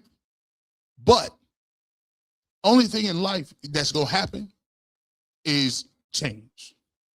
Get with it. You can either sit here and start questioning your mortality, or you're going to say, I'm going to live every day to the fullest of my ability. I like what the Browns is doing because I got a new direction with a head coach. I got a new energy where the general manager actually has some say-so on what he's doing and picking players. I got a new exciting running back. I got a young quarterback I'm excited to see. I got 2 first-round draft picks that we trying to get together. I got Miles. I got a bunch of different things that I'm excited about watching because I watched the Cleveland Browns for 6 years with that stale, old philosophy, all the dry turkey. Like these guys was like watching. I hated watching the Browns offense. I hated watching the way it was just stagnant and nasty. Sorry, Atlanta. Maybe you might be better there. I'm trying to see something new. And you people don't understand business. Let me explain business principles, tactics. See, I'm a business. I went to business school. Let me tell you how owners think. This is crazy right here.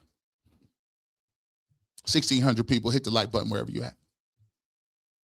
This is crazy right here. It's going to hit different. If you think about this, if you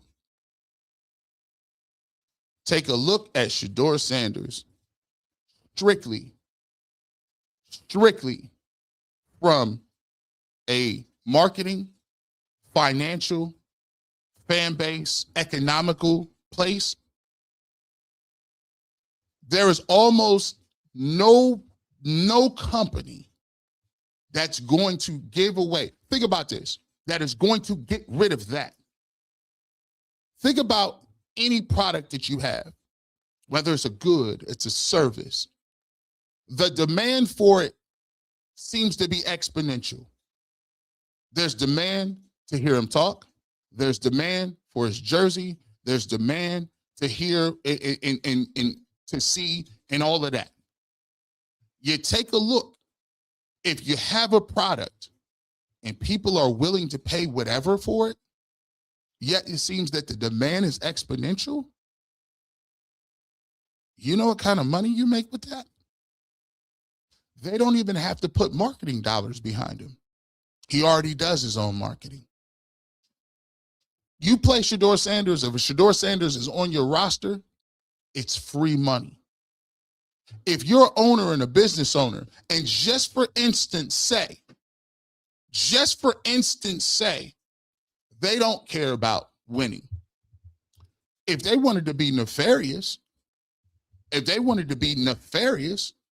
they could go behind closed doors and say, hey, even if Shedeur Sanders isn't good, he has a large enough fan base and enough physical talent that we can justify him playing for 3 or 4 years and just be like, yeah, we're going to develop him for 4 years. As long as he gets incrementally better here or there, we can sell that to our fan base because his fan base is exponentially larger. Oh, by the way, they've already done the research. See, the Browns fan base, it all ties back in. Remember, I said, look at the faces of the people that talked about the Dawg Pound.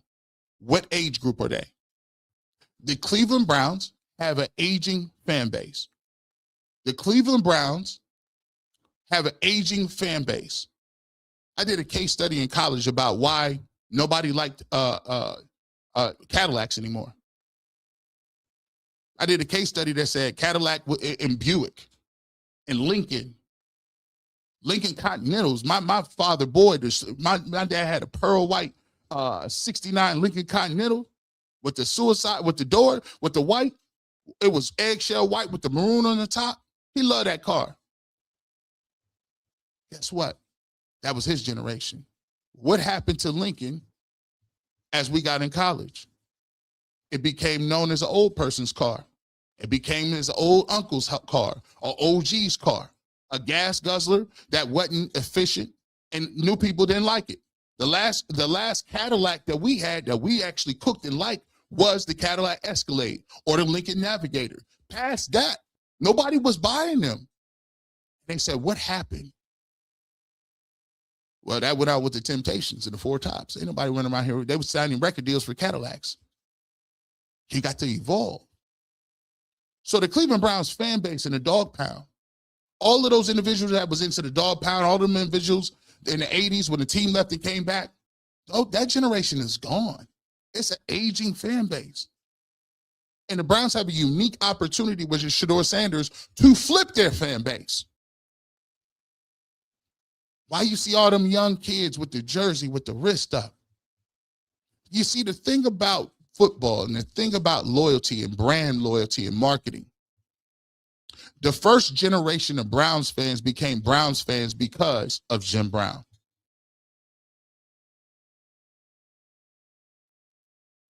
Jim Brown.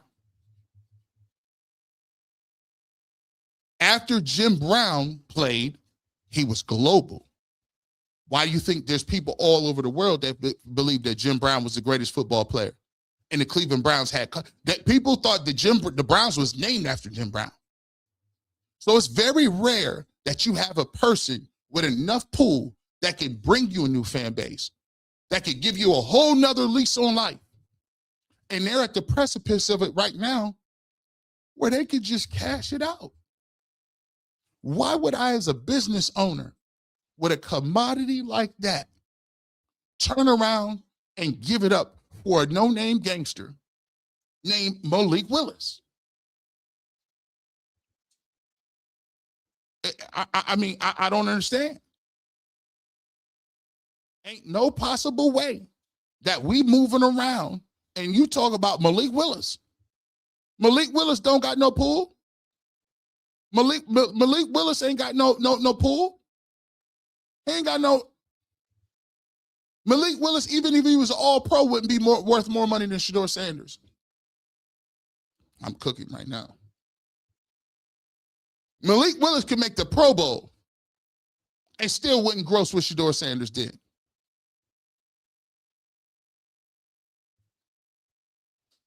You think Sam Darnold won the Super Bowl? You think he gonna make the Seahawks more money? Absolutely not. But then again, these are Ivy League people. They already know that. So when y'all be talking about this 2026 stuff, I be looking at y'all like, that man's gonna cash these checks all the way to the bank. And then if he hits the lottery and he is really good, then it's over. Then he gonna print money. Because guess what? He just successfully reinvigorated his fan base. He successfully added more millions and millions of fans to the fan base. And you became a global brand. Why do you think the Chicago Bulls became a global brand? It's because they had Jordan. Why do you think the Lakers was? Because they had Magic. Am I saying that Shedeur Sanders is any of those? No. But what I am saying is he has the marketing prowess, the name, and the potential to be a gold mine. But you think that Mendoza, boy, And let me just tell you this. You let LeBron James and Shedeur Sanders be in the same city at the same time. You let Shedeur Sanders, LeBron James, and Myles Garrett be in the same city, and James Harden. It's a renaissance. It's a renaissance. Y'all better, hey, listen, y'all don't hear them rain clouds coming? It's okay. I'll build the ark. I'll build one. Y'all want to come along? I got some space for some people. I got a couple doors ready down here. Hey, listen, I got a couple compartments for y'all. It's a few people that want to get in on the ark because that storm is brewing right now. Change is brewing right now. Like we on the precipice of it. Right now, you may look back and say, what a time to be alive. This is what I felt like in 2016. This is what I felt like in the mid-90s when the Indians was rolling. Can you imagine? Two of America's most wanted at the same place at the same time. This is Tupac and Snoop. It's Nas and Jay-Z. Can you imagine? Can you imagine in October? Browns is cooking. LeBron makes his debut. Y'all boys, hey, listen, don't be knocking on my door. I'm going to tell you, because to see you aunties, they don't be forgetting. The aunties might hope, I'll open the door for you. The aunties isn't there being petty. No, under no circumstances, not even, no. Who at the door? Hey, look, hey, the aunties is in there kicked up with the AC on. It start raining in the ark. They're like, who at the door? Go over, hey, so go over and see who that is. I know that ain't I know that ain't so-and-so over there. He think he getting in here. Listen, we told him it was raining, and under no circumstances, he was doing the most. He was doing the most 2 years ago. Who at the door? No solicitor.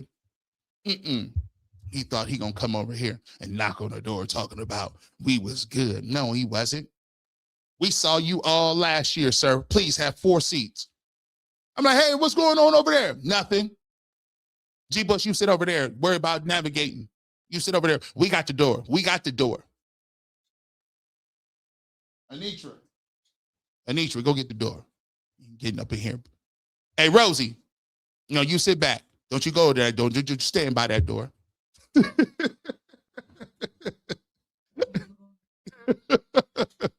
You sit right over there.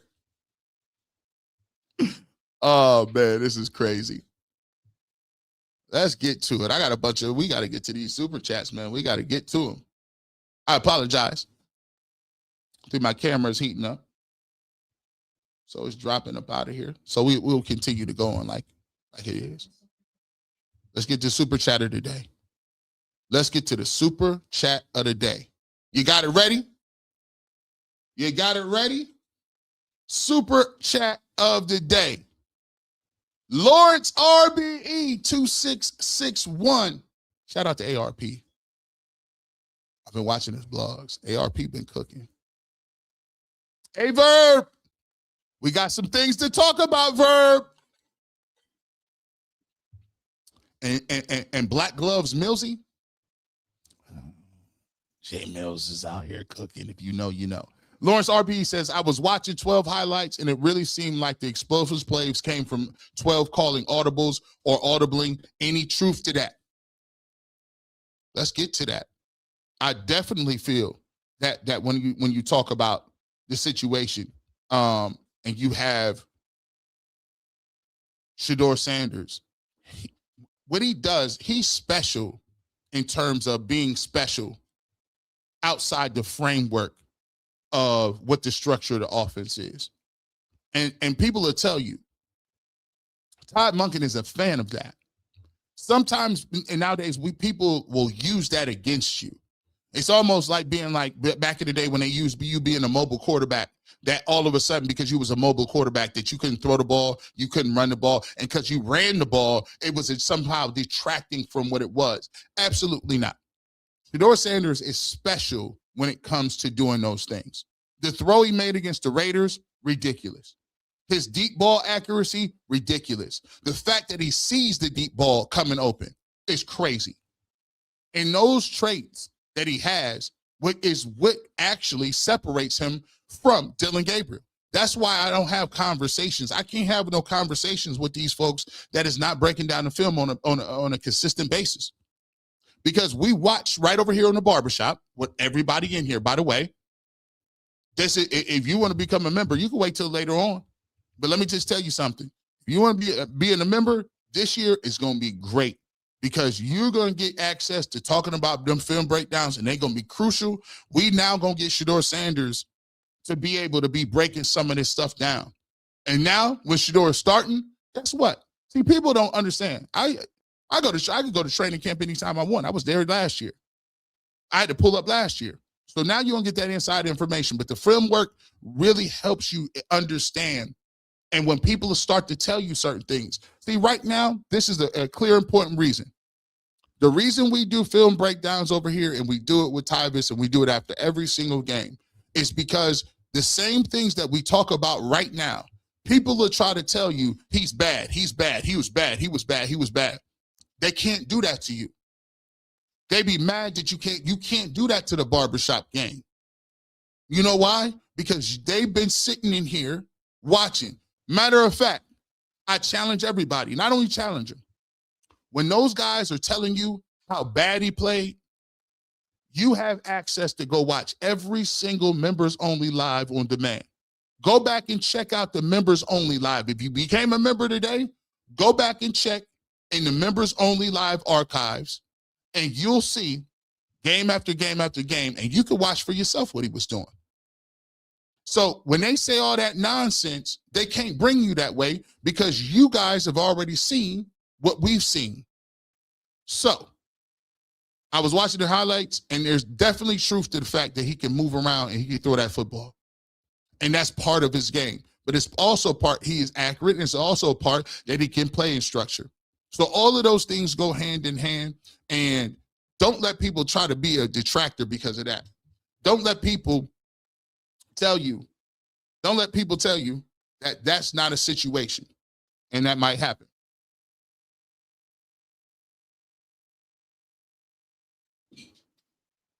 Don't let them tell you that.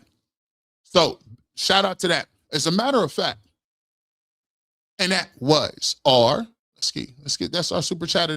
That's our super chat of the day. Shout out to Lawrence. You will get this Barbershop Nike joint right here. We will get that to you. Send me your information to Fifth Dimension Media 1@gmail.com. Fifth Dimension Media 1@gmail.com. Let us know where we can send it, your shirt size, your information, address, phone number, and we will get that out to you. We already got our last shirt out. And if you're interested in this shirt, you can find it at bushlinebeauty.com. And it comes in women's sizes. It comes in a women's frame, and it comes in multiple colors for this Nike Barbershop joint. So make sure you check that out. Make sure you continue to do that. Let's get back to our chat really quickly here. If my camera goes out, don't worry about it. I think it's overheating. So what we'll do is try to get back through to as much as we can. If the cuts out, we will get to it, and we'll make sure that everything is squared away. Let's go with this. Take this down. All right, let's get to this. Desmond Johnson. Gee, y'all trading for Anthony Richardson now, man. They really don't want Shedeur around here. I've seen it all from the Browns media. Desmond, we appreciate you being a member. That ain't nothing. Come on, man. That ain't nothing. That's crazy. Like I don't pay no attention to it. You can't even give me a good reason why. And I haven't heard a good reason why. Here's the problem that these cats got. Anytime they talk about bringing somebody in, every time you talk about bringing somebody in, ask them one question. What do you like about that person's game? What do you like about, if you want to bring Anthony Richardson in, tell me why you like Anthony Richardson. See that? Don't let them put the burden. The burden ain't on Shedeur Sanders. That ain't the burden. The burden is on the person asking you why you would take this person. Why do you want to be? So and guess what? Most likely they can't articulate an argument that tells you the merits of that person. The only thing they could do is juxtapose what they believe in preconceived notions in their brain versus what Kirk Cousins is or whoever it is. Tell them to not mention Shedeur and say, why do you like Anthony Richardson? After they get done telling you that, which they won't have much to say, it'll look kind of crazy. But that's how you debunk that. You look wild if you say that. Why you like Malik Willis? How many games he play? What you like about him? By the way, here's a secret. These dudes don't even be watching these dudes play like that. Ain't nobody watching Kyler Murray on a consistent basis. You telling me you tuning in the Arizona Cardinal games? Come on, guys. Come on. Deanna Bowens, my grandfather was the exact same way, humming a tune, always outside in the backyard doing something.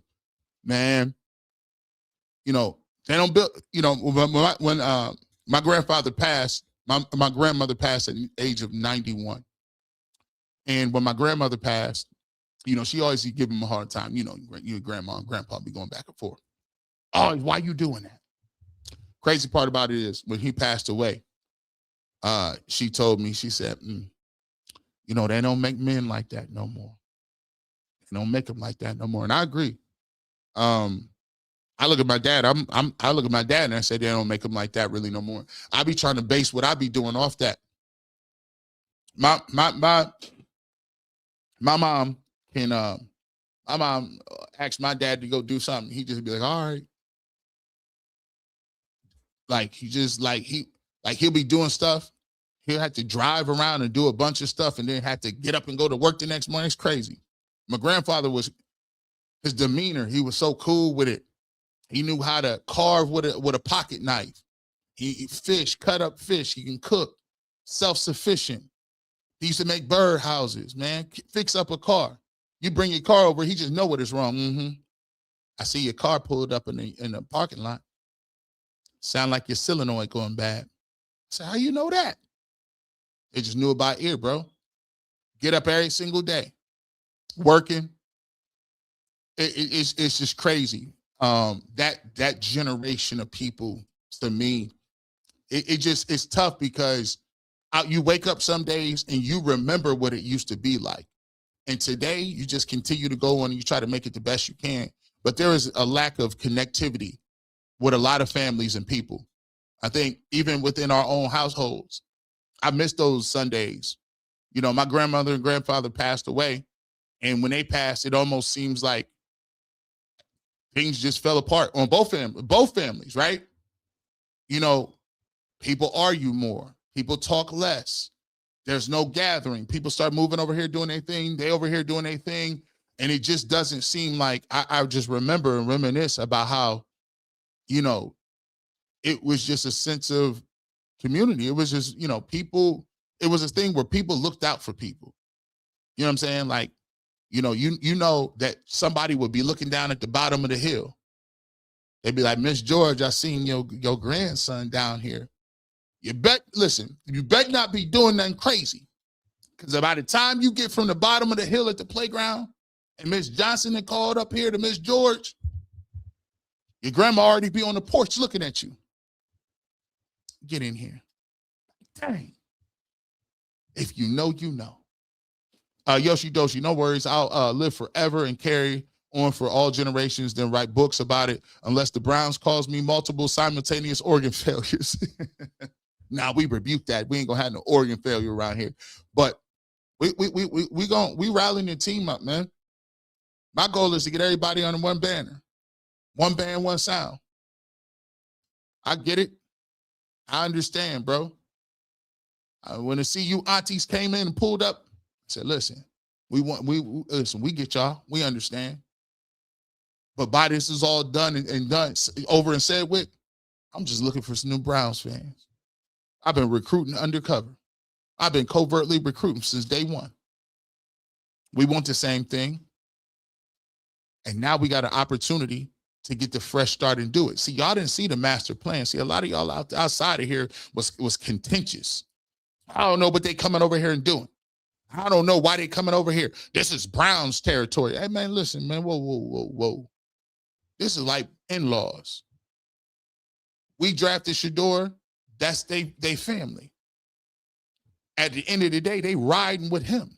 The same way you marry somebody and they your in-laws, you don't get to just, they looking at you like, I don't know if you're going to be around like that. I don't know if you're going to be in my life. You married my daughter, or you married my niece. So you got to show up. You got to they ain't going to make you comfortable either. Because they don't know. They're like, do I need to invest in this G. Bush guy? I don't know about him. But every meal you show up, when you show up and you got a demeanor, how they treat their family members. I mean, he always come in, he respectful, always asks what he can do. You know what I'm saying? Always speak. And by the time you go to Thanksgiving and you show up every time, and then you show up to the grandma's parties, and you show up to all of the events, and you make sure that you're there on Thanksgiving, you make sure that you go around and you do things at Christmas, and you make sure that you check up on folks. You don't become family overnight. Family becomes family by what you do, your actions. So we just trying to grow this thing. And now I think we at the ground level where we can do that. We got a fresh start with a coach. We got a fresh start with new people and new energy out here. We got some young players that want to do something. Let's get behind them. Let's get behind them. Patrick Williams, G. Bush Cleveland Media has compared 7 games to quarterback vets that's been in the NFL 4 or 5 years. How is that fair? Cleveland Media is delusional and toxic. They're not interested in being fair. I told you, they're not Browns fans like that. For most people, this is a job. We shouldn't expect more. It's a job for them. That's part on me. That's on me. I wasn't explaining it like this. See, I'm trying to be fair with it. But in 26, I'm moving on. I'm for the Browns. This is what I want to do. Let's win. All the rest of that stuff, they go to the wayside. Not interested in talking about nobody else's quarterback. As a man, I don't believe you should be talking about people's wives all the time. Actually, be truthful is very detrimental to your health. Stop mentioning other people's quarterbacks, bro. Develop your quarterback. Stop talking about what John and Martha is doing. You take your wife on a date. We always run around talking about somebody else's wife, somebody else's girlfriend that got let go. You gonna break up with your wife because the dude down the street is an upgrade? I think she an upgrade. Yep. Stop. Come on, man. Develop your own. Put your own work in. This is not microwavable. We could get this quarterback and then we're going to be good. Stop. Actually, it's kind of corny, to be truthful. I'm going to be honest with you. Every single day you just bring up another quarterback. Like, come on, man. That's not football. It's actually not good content either. ATL Big Walt. I'm from Denver and a Broncos fan and a Shedeur Sanders fan. Draft the best left tackle. We need that too. You know what's so crazy, Big Walt? We've been knew that for a whole year. We keep saying that's what we need. And guess what they do every single time? Tell you to draft Caleb Downs. Tell you to draft the best available defensive tackle or defensive end. Even though we used the last 2 first-round picks on Mike Hall, a second-round pick. Then we got Mason Graham, a first-round pick. You got Myles Garrett, right? Carson Sweatshirts, your second-round pick. They tell you all this stuff. But then you get to the draft, and you got the same people telling you, take best available. Give me a safety. It's because they're not interested in actually being truthful. They ain't trying to have them win like that. They know good and well a safety is not going to move the needle. They know that. Ben Scott, G say the negative narrative was over. So, I tell you what, it ain't really never going to be too over. Like, that's just what we are right now, Ben. It's where we are right now. And it's okay. Everybody can do content the way they want to do content. But what I want to do is I want to cultivate a place. The Barbershop is a place in 2026. If you want to really come over here and you want to talk about some football, if you really want to come over here and talk about the Cleveland Browns and you want to see the Cleveland Browns win and you want to know what the Cleveland Browns can do to win and you want to see progress and you want to cheer for your team, you want to root for your team, you want to break your team down, this is a place to be. That's the place to be. That's what I'm putting out. That's what I'm offering. Because we moving forward, not backward. And a lot of the problems that we got is people is trying to relitigate. They trying to relitigate because they knew it was wrong. And I told you it was going to happen. And it came to pass. I told you he was going to get a shot to play. I told you that he's going to do enough to show them folks that he can do it. I told you that you should have, Myles Garrett is going to have a great year. And what do you talk about? Stop mentioning his name going to training camp. Speaking of Myles Garrett, some positivity right here. Congrats to Myles Garrett on his engagement to Chloe Kim. We appreciate you, Myles. Congratulations, big dog. Welcome to married life. Congratulations to you and your wife. Shout out to her for holding down for the United States in the Olympics. And listen, man, let's get it going. Have that honeymoon.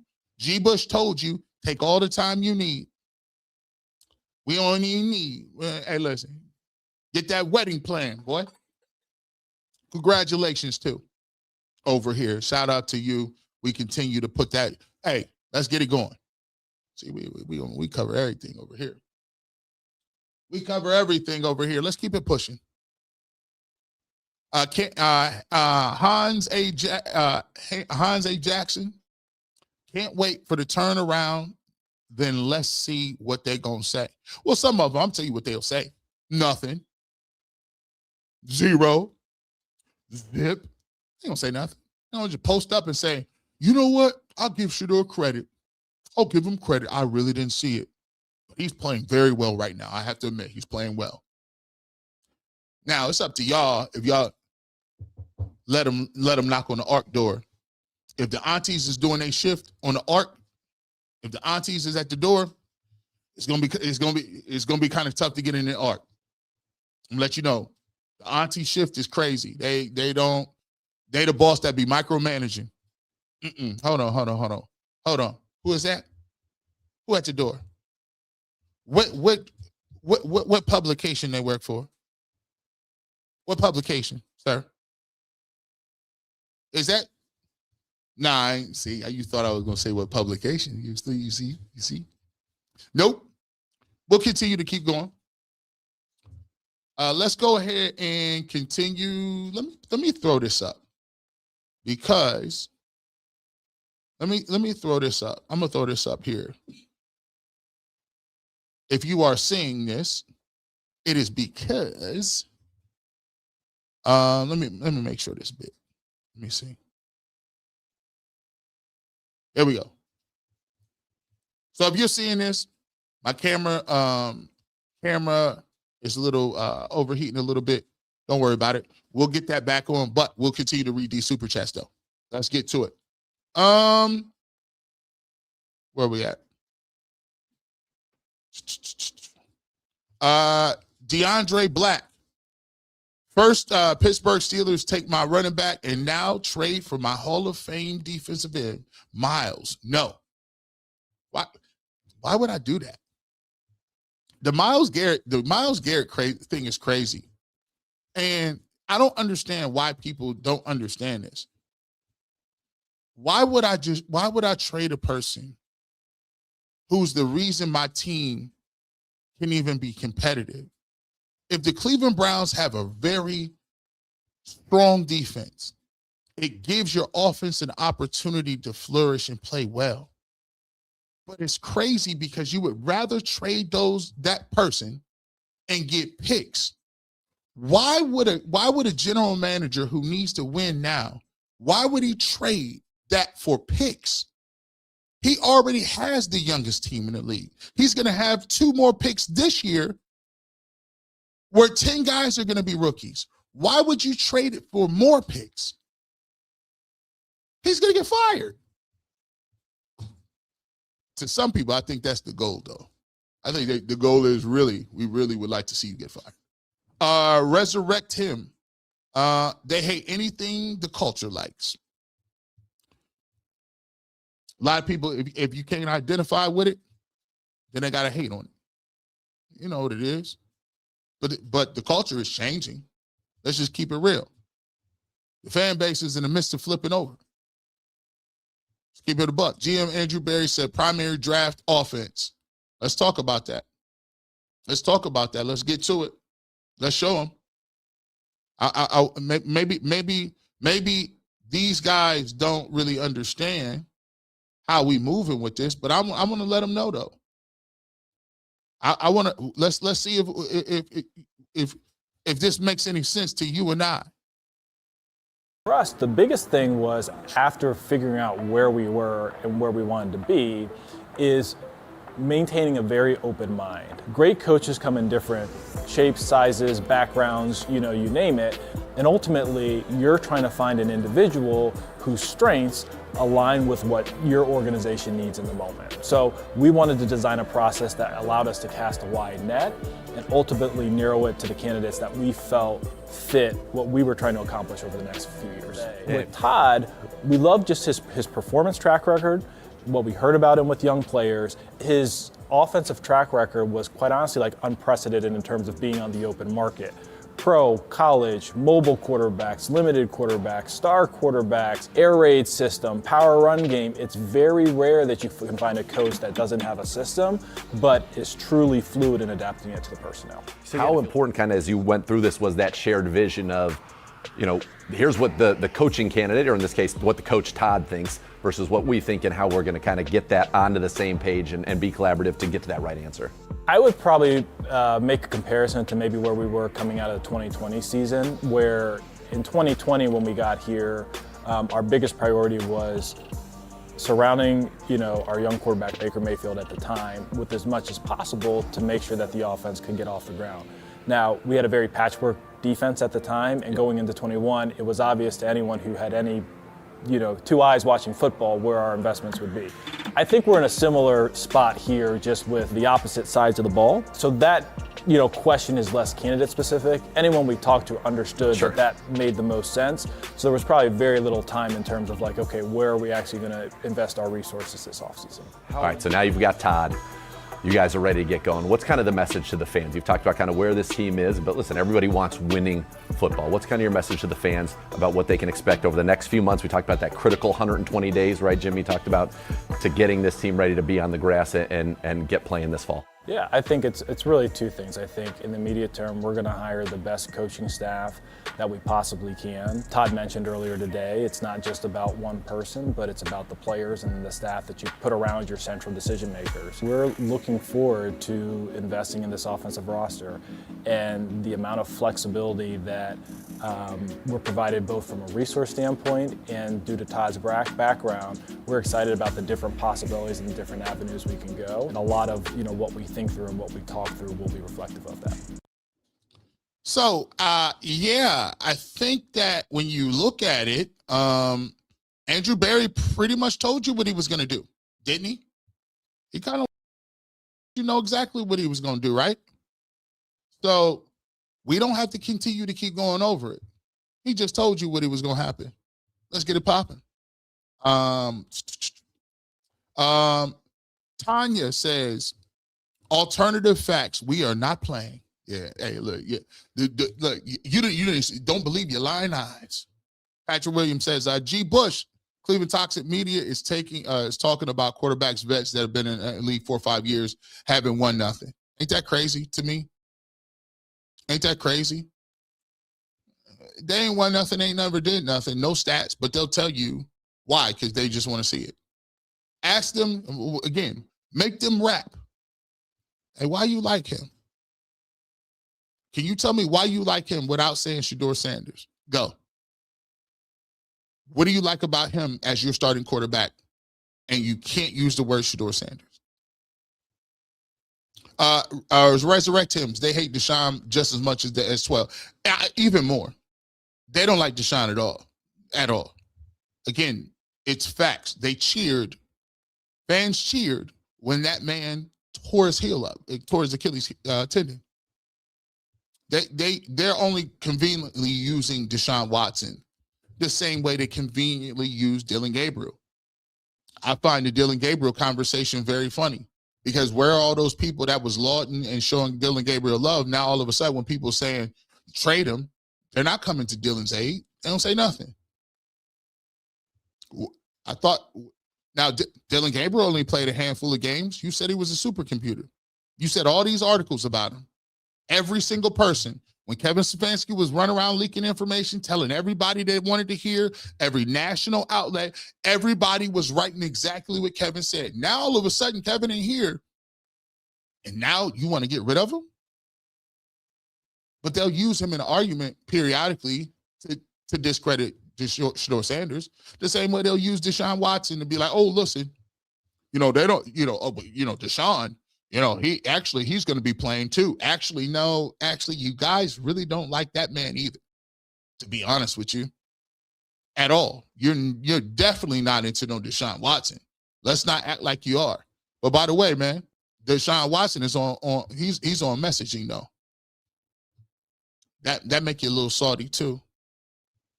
How dare this dude? See, this different. You see how Todd Monken and the guys be rolling? They be on messaging. See, I noticed that the messaging is a lot crisper now that Kevin Stefanski in here. Myles Garrett just talking. Denzel Ward, Shelby Harris. Look at these nice little photos. Everybody on messaging. I can see why. I can see why y'all be upset a little bit. It's okay.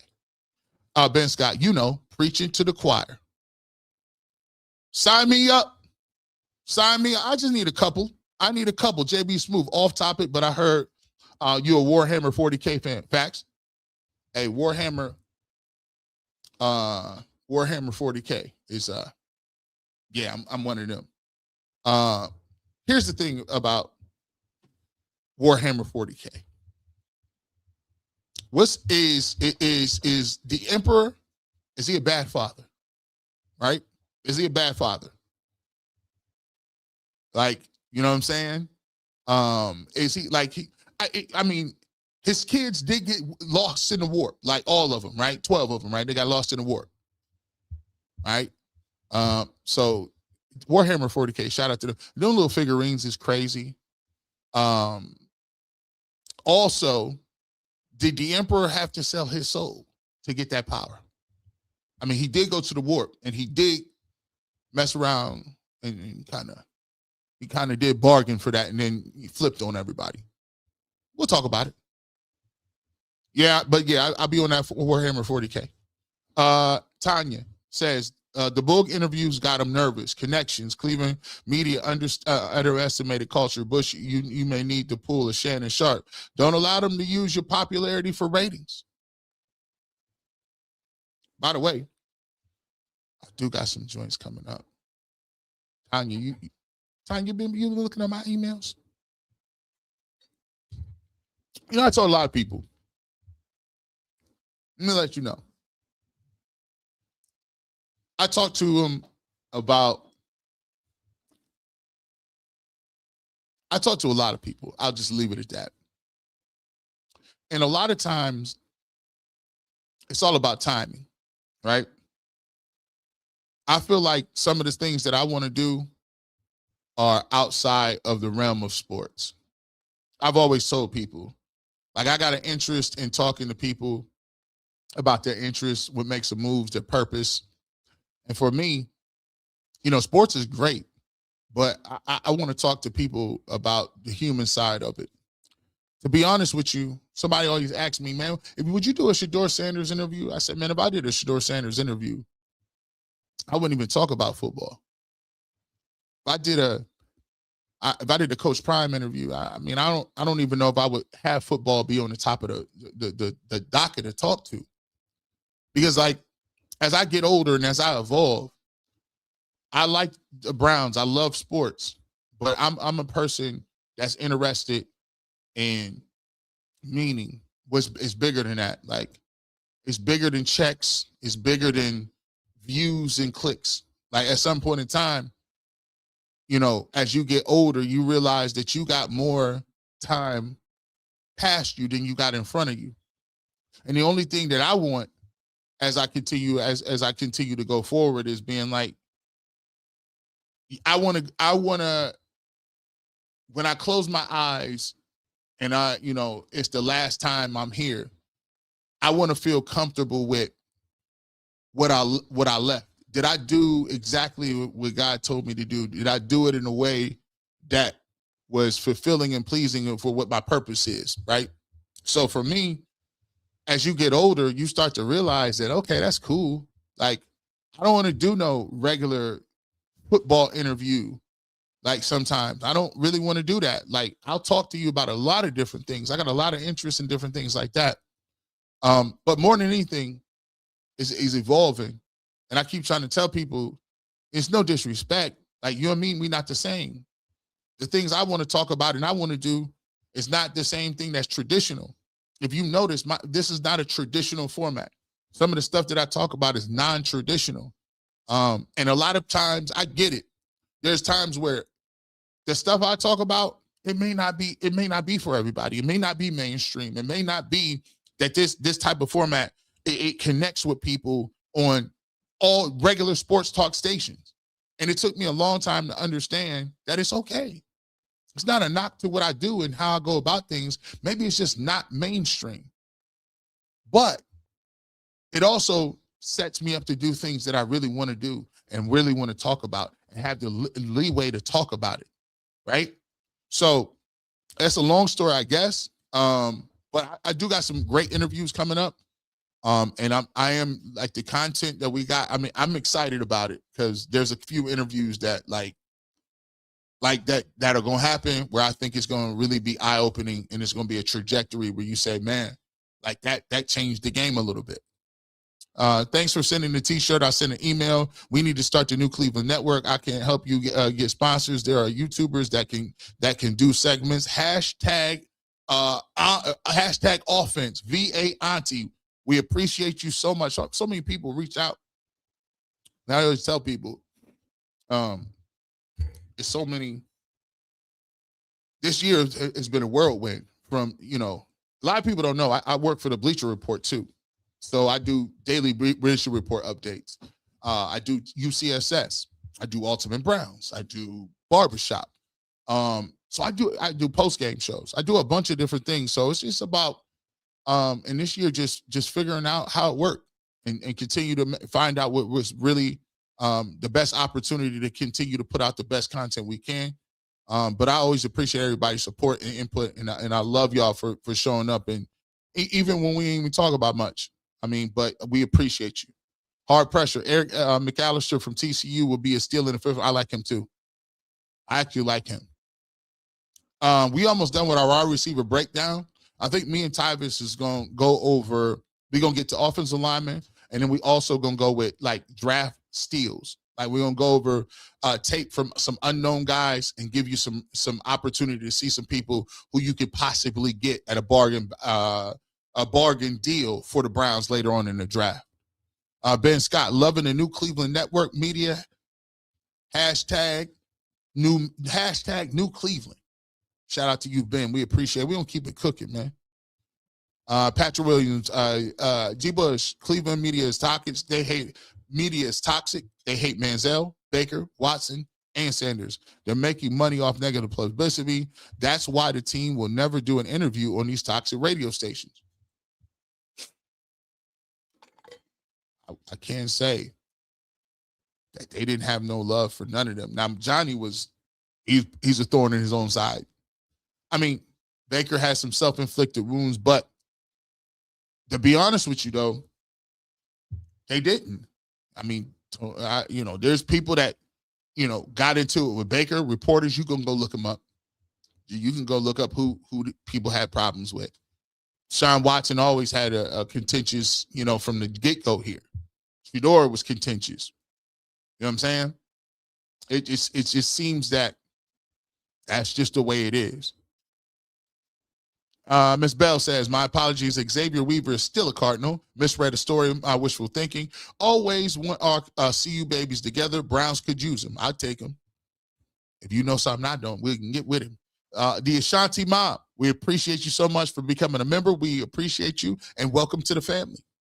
Anita says, so you're saying people talking these crazy takes based on emotion and content for views are not good business people, poor strategists, and would own the first NFL team put up for sale by the IRS. Yeah, some people will be terrible owners. These trades are so comical. I'm like, you do know that like your fan base would revolt. You can't even sell. I mean, Denzel, it's the greatest hits. Let me ask you a question. Can people tell me who they really like? Do you like anybody? Because it seems to be y'all got a problem with a lot of people. They have a problem with a lot of cats. And some of them is good. Why you want to trade Denzel? Well, he don't even do nothing. Jab 9237. That's a Barry right now building a whole arc while everybody else is panicking. People screaming, fire him, while he's quietly stacking talent to be talent 2 by 2, like the flood is coming. Get on board. Y'all out here moving. It's kind of, this is so accurate. We stacking. Everybody that came out and told you. Think about it. For every time that they keep trying to tell another dude that Quinshon Judkins interview, what you think about, hey man, he a good leader. You know this, right? You know this. This ain't no coincidence. It's all good, y'all. Became a member a couple weeks ago. Just caught up on all the old material. Glad I joined. So worth it. Thank you, G. Bush, for the content. It's all good, y'all. Thank you. We appreciate you. We just try to make it like that. I got family blogs on there. Me and my wife, we do it. We do a family blog on there. We got film review on there. We got a bunch of stuff. Me and Tyvis then got the wide receiver stuff on there. So we just keep offering it, man. Continue. By the way, make sure y'all check that out. Members only hotline. Members only hotline. You want to be part of the show? We put it on the members only chat on YouTube. We put a question out there. You guys can send us. Matter of fact, somebody did not get with us. If you're in the building, my man, let me play this again. Let me play this. Where we at? This is Nate from Bristol, Virginia. Nate from Bristol, Virginia. Nate, hit us up. You won the call of the day last week. Email us at fifthdimensionmedia1@gmail.com with your information. Nate from Bristol, fifthdimensionmedia1@gmail.com, so we can send you your shirt for becoming the caller of the day. Right? Let's continue to go. We'll listen to what he has to say. I forgot to say that on the last one. G Breezy for Sheezy. Tell the ESPN Ultimate cast to take it easy. They know Shedeur didn't have any first-team reps. They threw him in the game against Baltimore without ever even playing with anybody on the first team. He was thrown to third and fourth stringers and trash cans. And look how much better the third and fourth stringers got. That's a sign of a true leader. So stop playing with us, man. QB1. Hit us up. Call of the day. So if you want to get the call of the day, become a member. You get the access to the hotline, and we continue to cook. Let's go. Let's continue to run through these. Alexander Gallant. Ball players get it. James, Donovan, Jarrett get it. They understand it. Players play, ballers ball. RDM says if Shedeur Sanders leads the Browns to 26 playoff, the next narrative is going to be if we had blank, Browns make the Super Bowl. Is there a draft path to Manning? Whoops. I mean, I know that Shedeur played well, but if you can get a generational player like Arch that can raise your ceiling, you gotta look at it. Would you trade Shedeur for the first overall pick in Arch Manning? You know it's coming. You know what it is. Nikki says, hey, G. Bush and Rosie, I see how they bait you on UCSS, but I love that you remain unbothered. They need the negative energy. Keep your peace. Hey, man, I tell them, hey, guys, ain't no new games happening, Nikki. Ain't no new games happening. Tomorrow is what? February 22nd. Browns don't start practices for the preseason until August. Good luck with that, fellas. Just saying. You ain't going to get no new games. I said what I said. And what Myles Garrett say? What hold on. What Myles Garrett say? What did Myles Garrett say? What did he say again? Quarterbacks, the challenges. Do y'all have the guy? Is Shedeur the guy? That's what we're looking at as a guy. Hold on. What did you say again? The challenges. Do y'all have the guy? Is Shedeur the guy? That's what we're looking at as a guy. Okay. Is that what you said, Myles? Don't listen to this, Garrett. Listen to that, Garrett. Now, you can listen to this, Garrett. But that Garrett, he kind of is in there. No, we're going to give him a shot to prove that he's a guy. So we're not going to give anyone that title until they go out there and earn it. And he was the last person to be on the field, and he showed some flashes. Don't pay attention to me. Did Myles Garrett say Kyler Murray? Did Myles Garrett say Malik Willis? I don't think Myles Garrett was running around. He's talking about Kirk Cousins. He said it. I didn't. Stop asking me the questions. So we're going to give him an opportunity to show what we can really do. Did it sound like he said that they're going to get rid of him, cut the whole room? He said no. They're going to give him an opportunity to show what he can do. And by the way, he's already met with the staff. He's already met with Andrew Berry. He's met with Todd Monken. He's met with the owner. Do you think that he's not speaking from a level of inside knowledge on the he just broke the sack record. Of course he knows what's going on. Stop asking me. Ask Myles Garrett. Not this Garrett, but that Garrett. Uncork the ball. Yeah, you paying another guy $46 million. Is he going to get a shot? This dude almost had a seizure up there, Myles Garrett. He rolled his eyes so tough.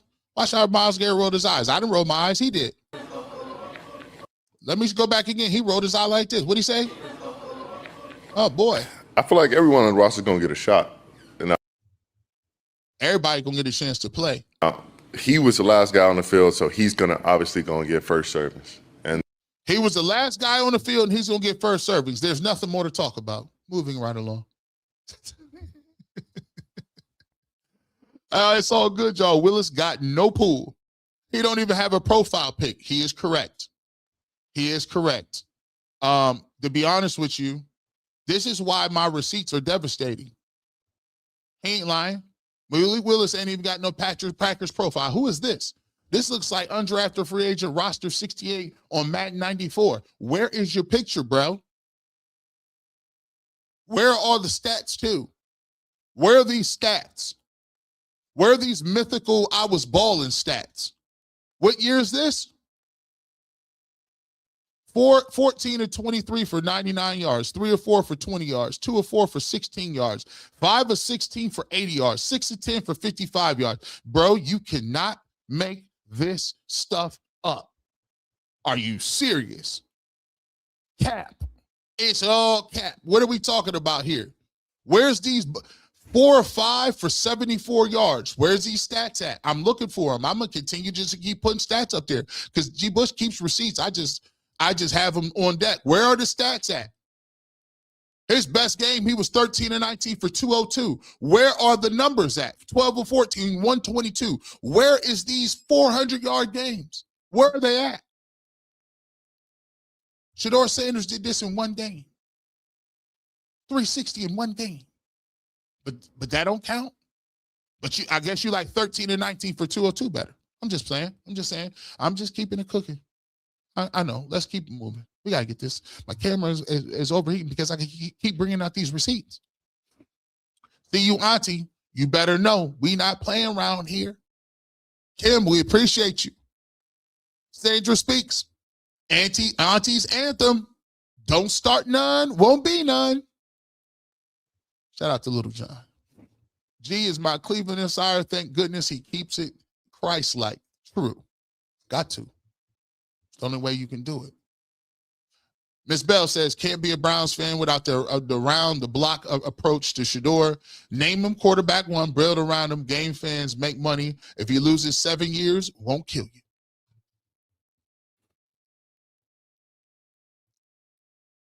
It's going to be see, Miss Bell, here's a crazy thing. I think the way they're doing it roundabout is the only smart way they can actually do it. The only roundabout way they can do it is because they actually is playing the media right now. They're playing the rope-a-dope. If you don't know what the rope-a-dope for the younger folks is, it's when Muhammad Ali used to sit on the ropes and let you punch yourself out. Punch yourself out. Muhammad Ali is absorbing and blocking all them blows. And then you're tired. You're sluggish. You're so tired that then Muhammad Ali come off them ropes and start beating the brakes off you, working the jab. They're rope-a-doping you right now. They punching themselves out on these stories. Quarterback conversations, they punching themselves out. And we over here just blocking. Kyler Murray, block. Malik Willis, block. Kirk Cousins, block. Ty Simpson, block. Bianca. I feel the Browns will play on Thanksgiving or Christmas because of the Shedeur. What is the deal with saying Shedeur is bad every day on the show? Sometimes people get to trying to convince themselves. I don't know if they think that ain't convincing me. And it ain't convincing the Browns.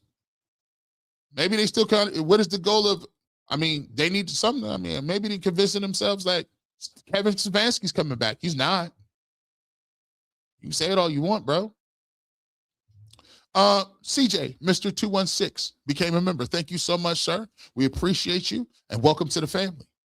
Lorenzo says, thanks for all you do, G. Bush. I appreciate it. No, thank you guys for support. Thank you guys for having a comment. We building something cool over here.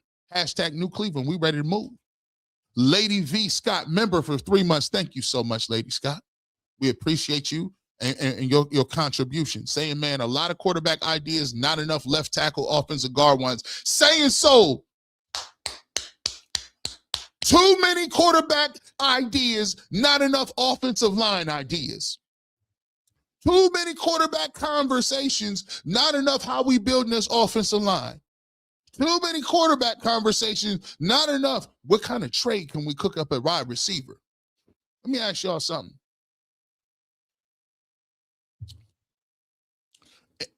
Are we the only ones on a barbershop that's talking about receivers? Are we the only one that's been doing it since the college football season ended? Where is all, you know what you need? Why are we not having the great debate about Mekhi Lemon, Tate, Carnell Tate, and Jordan Tyson? We talk about Kyler Murray. Come on, man. Who's not even being rumored to go to the Browns. Jesus is the way, became a member. I appreciate you so much. Thank you for joining the family. Hard pressure. Quinshawn gave a great interview about Shedeur. Miles made it known he's got his back and expects him to be leading man in the quarterback room in 2026. Quinshawn came out. Quinshawn came with the noise. Quinshawn came with the energy. F.E. Johnson became a member. Thank you so much. We appreciate you. Welcome to the family. Kim G, also thank you for the rage bait piece. It was obvious. We all want is for Shedeur to get treated fairly and get an opportunity, which he will. And that's the biggest problem that I've always had. I don't like that stuff, bro. I don't like people who throw rocks and then hide their hands and act like you don't know why. Like Coach Prime said, you don't know why people are upset. Because there's a list of people who sullied his character, said a bunch of things that were lies, dropped his draft stock, and they kept rolling with it. Only to disappear, come back and be like, okay, no harm, no foul. No harm, no foul. I mean, it didn't work. Now you want to pivot to the field. No, the only thing people want, and I apologize, I'm dealing with a little head coat of you can realize here. The problem is, all people wanted was a fair opportunity to go out and play and get an opportunity to play and do something that Kevin Stefanski said was going to happen. Nobody told Kevin Stefanski to come out and say it was a competition. Not only did he come out and say it was a competition, he came out and made a mockery of it. And he had Shedeur Sanders over there playing like he is some little kid or something. Not only did he do that, he's telling everybody in the world that'll listen that he don't know the plays, he don't know, he's immature, he's not good. And he wrote it and kept writing it. And still to this day, still try to say he's not good. Even though now we already have the benefit of film, we have the benefit of watching what the players are saying, and guess what? How can you take for what people in the building are saying when you got player after player after player after player on record right now? Denzel Ward, Shelby Harris, Myles Garrett, former NFL players, Emmitt Smith, Kurt Warner. Chase Daniels talks about it. Drew Bledsoe talks about it. Ocho Cinco, Shannon Sharp talk about it. Hanford Dixon talks about it. Josh Cribbs talks about it. TJ Houshmandzadeh talks about it. Why is it that I could get a laundry list of guys that played at the highest level, but you'll sit here and tell me that my opinion don't count when I'm breaking it down, and then I point to all of these other people that are Hall of Fames playing at the highest level, and you say, I got somebody that I trust that is telling me that in the building.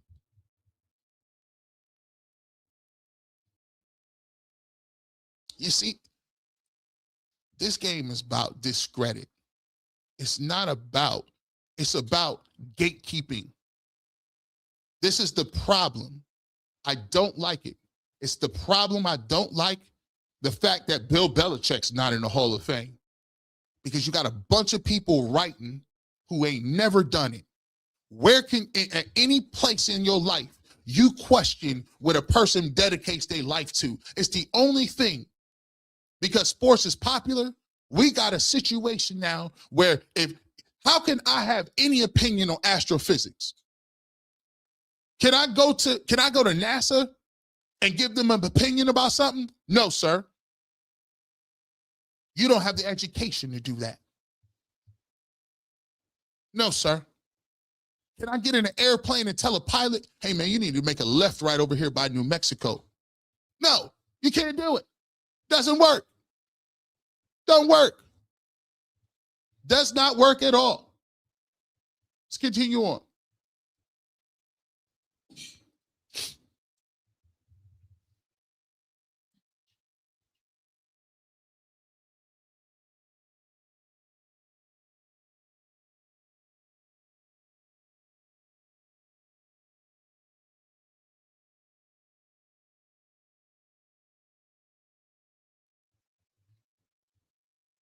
Casey, M5415, keep a knocking, but you can't come in. The Manties, man, they're at the door. They be like, hey, listen, hey, when you go to the Ark, you got to come in the daytime. Yeah, in the daytime, you know, Rosie be up there. Rosie be up there, yeah, she might let you in. She be letting a little, you know what I'm saying, she open the doors up, let some fresh air get in here. But you can't come at the midnight shift, and the aunties be watching the door. They ain't gonna let you in the Ark. Sandra, speak truth. That's not true. They are not engaged. Fake news. Oh, they might not be engaged. I'm sorry. If they're not engaged, I got hit with the ooh. Can you find out for me, Rosie, if Myles Garrett is really engaged? Is that true? She'll tell me. Buckeye Paulie. If they want to talk themselves into a quarterback not named Shedeur Sanders, we're going to let them. They've been putting it out there for a month now. There you go. Reverend B.J. Nelson, the majority of Cleveland media don't have a good mind. They ride the short yellow bus and wear the helmet sobbing on the window saying, fake news. Rosie has said it. It's fake news, according to the internet. Myles Garrett is not engaged. He's not engaged. Okay. So we retract that statement. Ms. Bell, I don't buy baby gifts until the baby is born. I need to see what they really do with Shedeur before I commit to being a Browns fan. Fair shot is all I ask. There you go.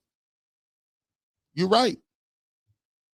What's the name? My coach used to say, hey, show me don't tell me about the labor pain. Show me the baby. You know, got to wait till you get it. Sheed X. JC treats 12 stats as the final word. So explain how Flacco was the worst for the quarterback for Cleveland and start 6 interceptions, 9 sacks, 23.7 QBR. Then went off in Cincinnati. I can see it now. Once the offense improves, the goalposts on 12 will move too. Shaking my head. Oh, they coming. Oh, they're there. Once they improve them goalposts, once the Browns get good, them posts gonna be moving like this. Boop, boop, boop, boop, boop. Sean Richardson became a YouTube member. Thank you so much, Sean. Welcome to the family. We appreciate you, my guy. David Walker. Hey, G, I've been a member, and I'm trying to get my t-shirt. T-shirt. David Walker, hit us up. Let me see. 5th Dimension Media 1 at gmail.com. Hit us up with your name, where we can send it to, information, size, and we got that out right today. Let's get it going. We got it out today. Anybody but sure UCSS is at the point where they believe that their feelings are what the Browns should do. Haslam is not trading the money train. Hashtag New Cleveland. It's wishful thinking. It's wishful. I told y'all, listen, don't be mad. Remember when I told them, I said, listen, guys, Shedeur, if you really want to mess them up, go out and win these last 2 games. You really want to throw a monkey wrench in people's games? Go out and win these last 2 games. What did he do? He beat the Steelers and Aaron Rodgers. They lost to 3 points by a Super Bowl contender in the Buffalo Bills. Then he went on the road in a game that didn't mean nothing. And he won that game too. Guess what happened? I guess he was listening. Kevin Stefanski was gone. They didn't think he was gone, did they? Kevin's not gone. All right, well, he's out of here. I told you Andrew Berry's staying. That happened. Told you Dillon wasn't going to be balling. That happened. I told you Kenny Pickett wasn't going to do nothing. I told you about every quarterback before the season started, including Arch Manning, Nussmeier, Cade Klubnik, Lenore Sellers, Dante Moore. I told you Dante Moore wasn't it. And then they went out and he looked like that and we figured out he wasn't it. You can name me a Kool-Aid drinker and everything you want. Tell me one thing in 2025 when we came alive was I incorrect about.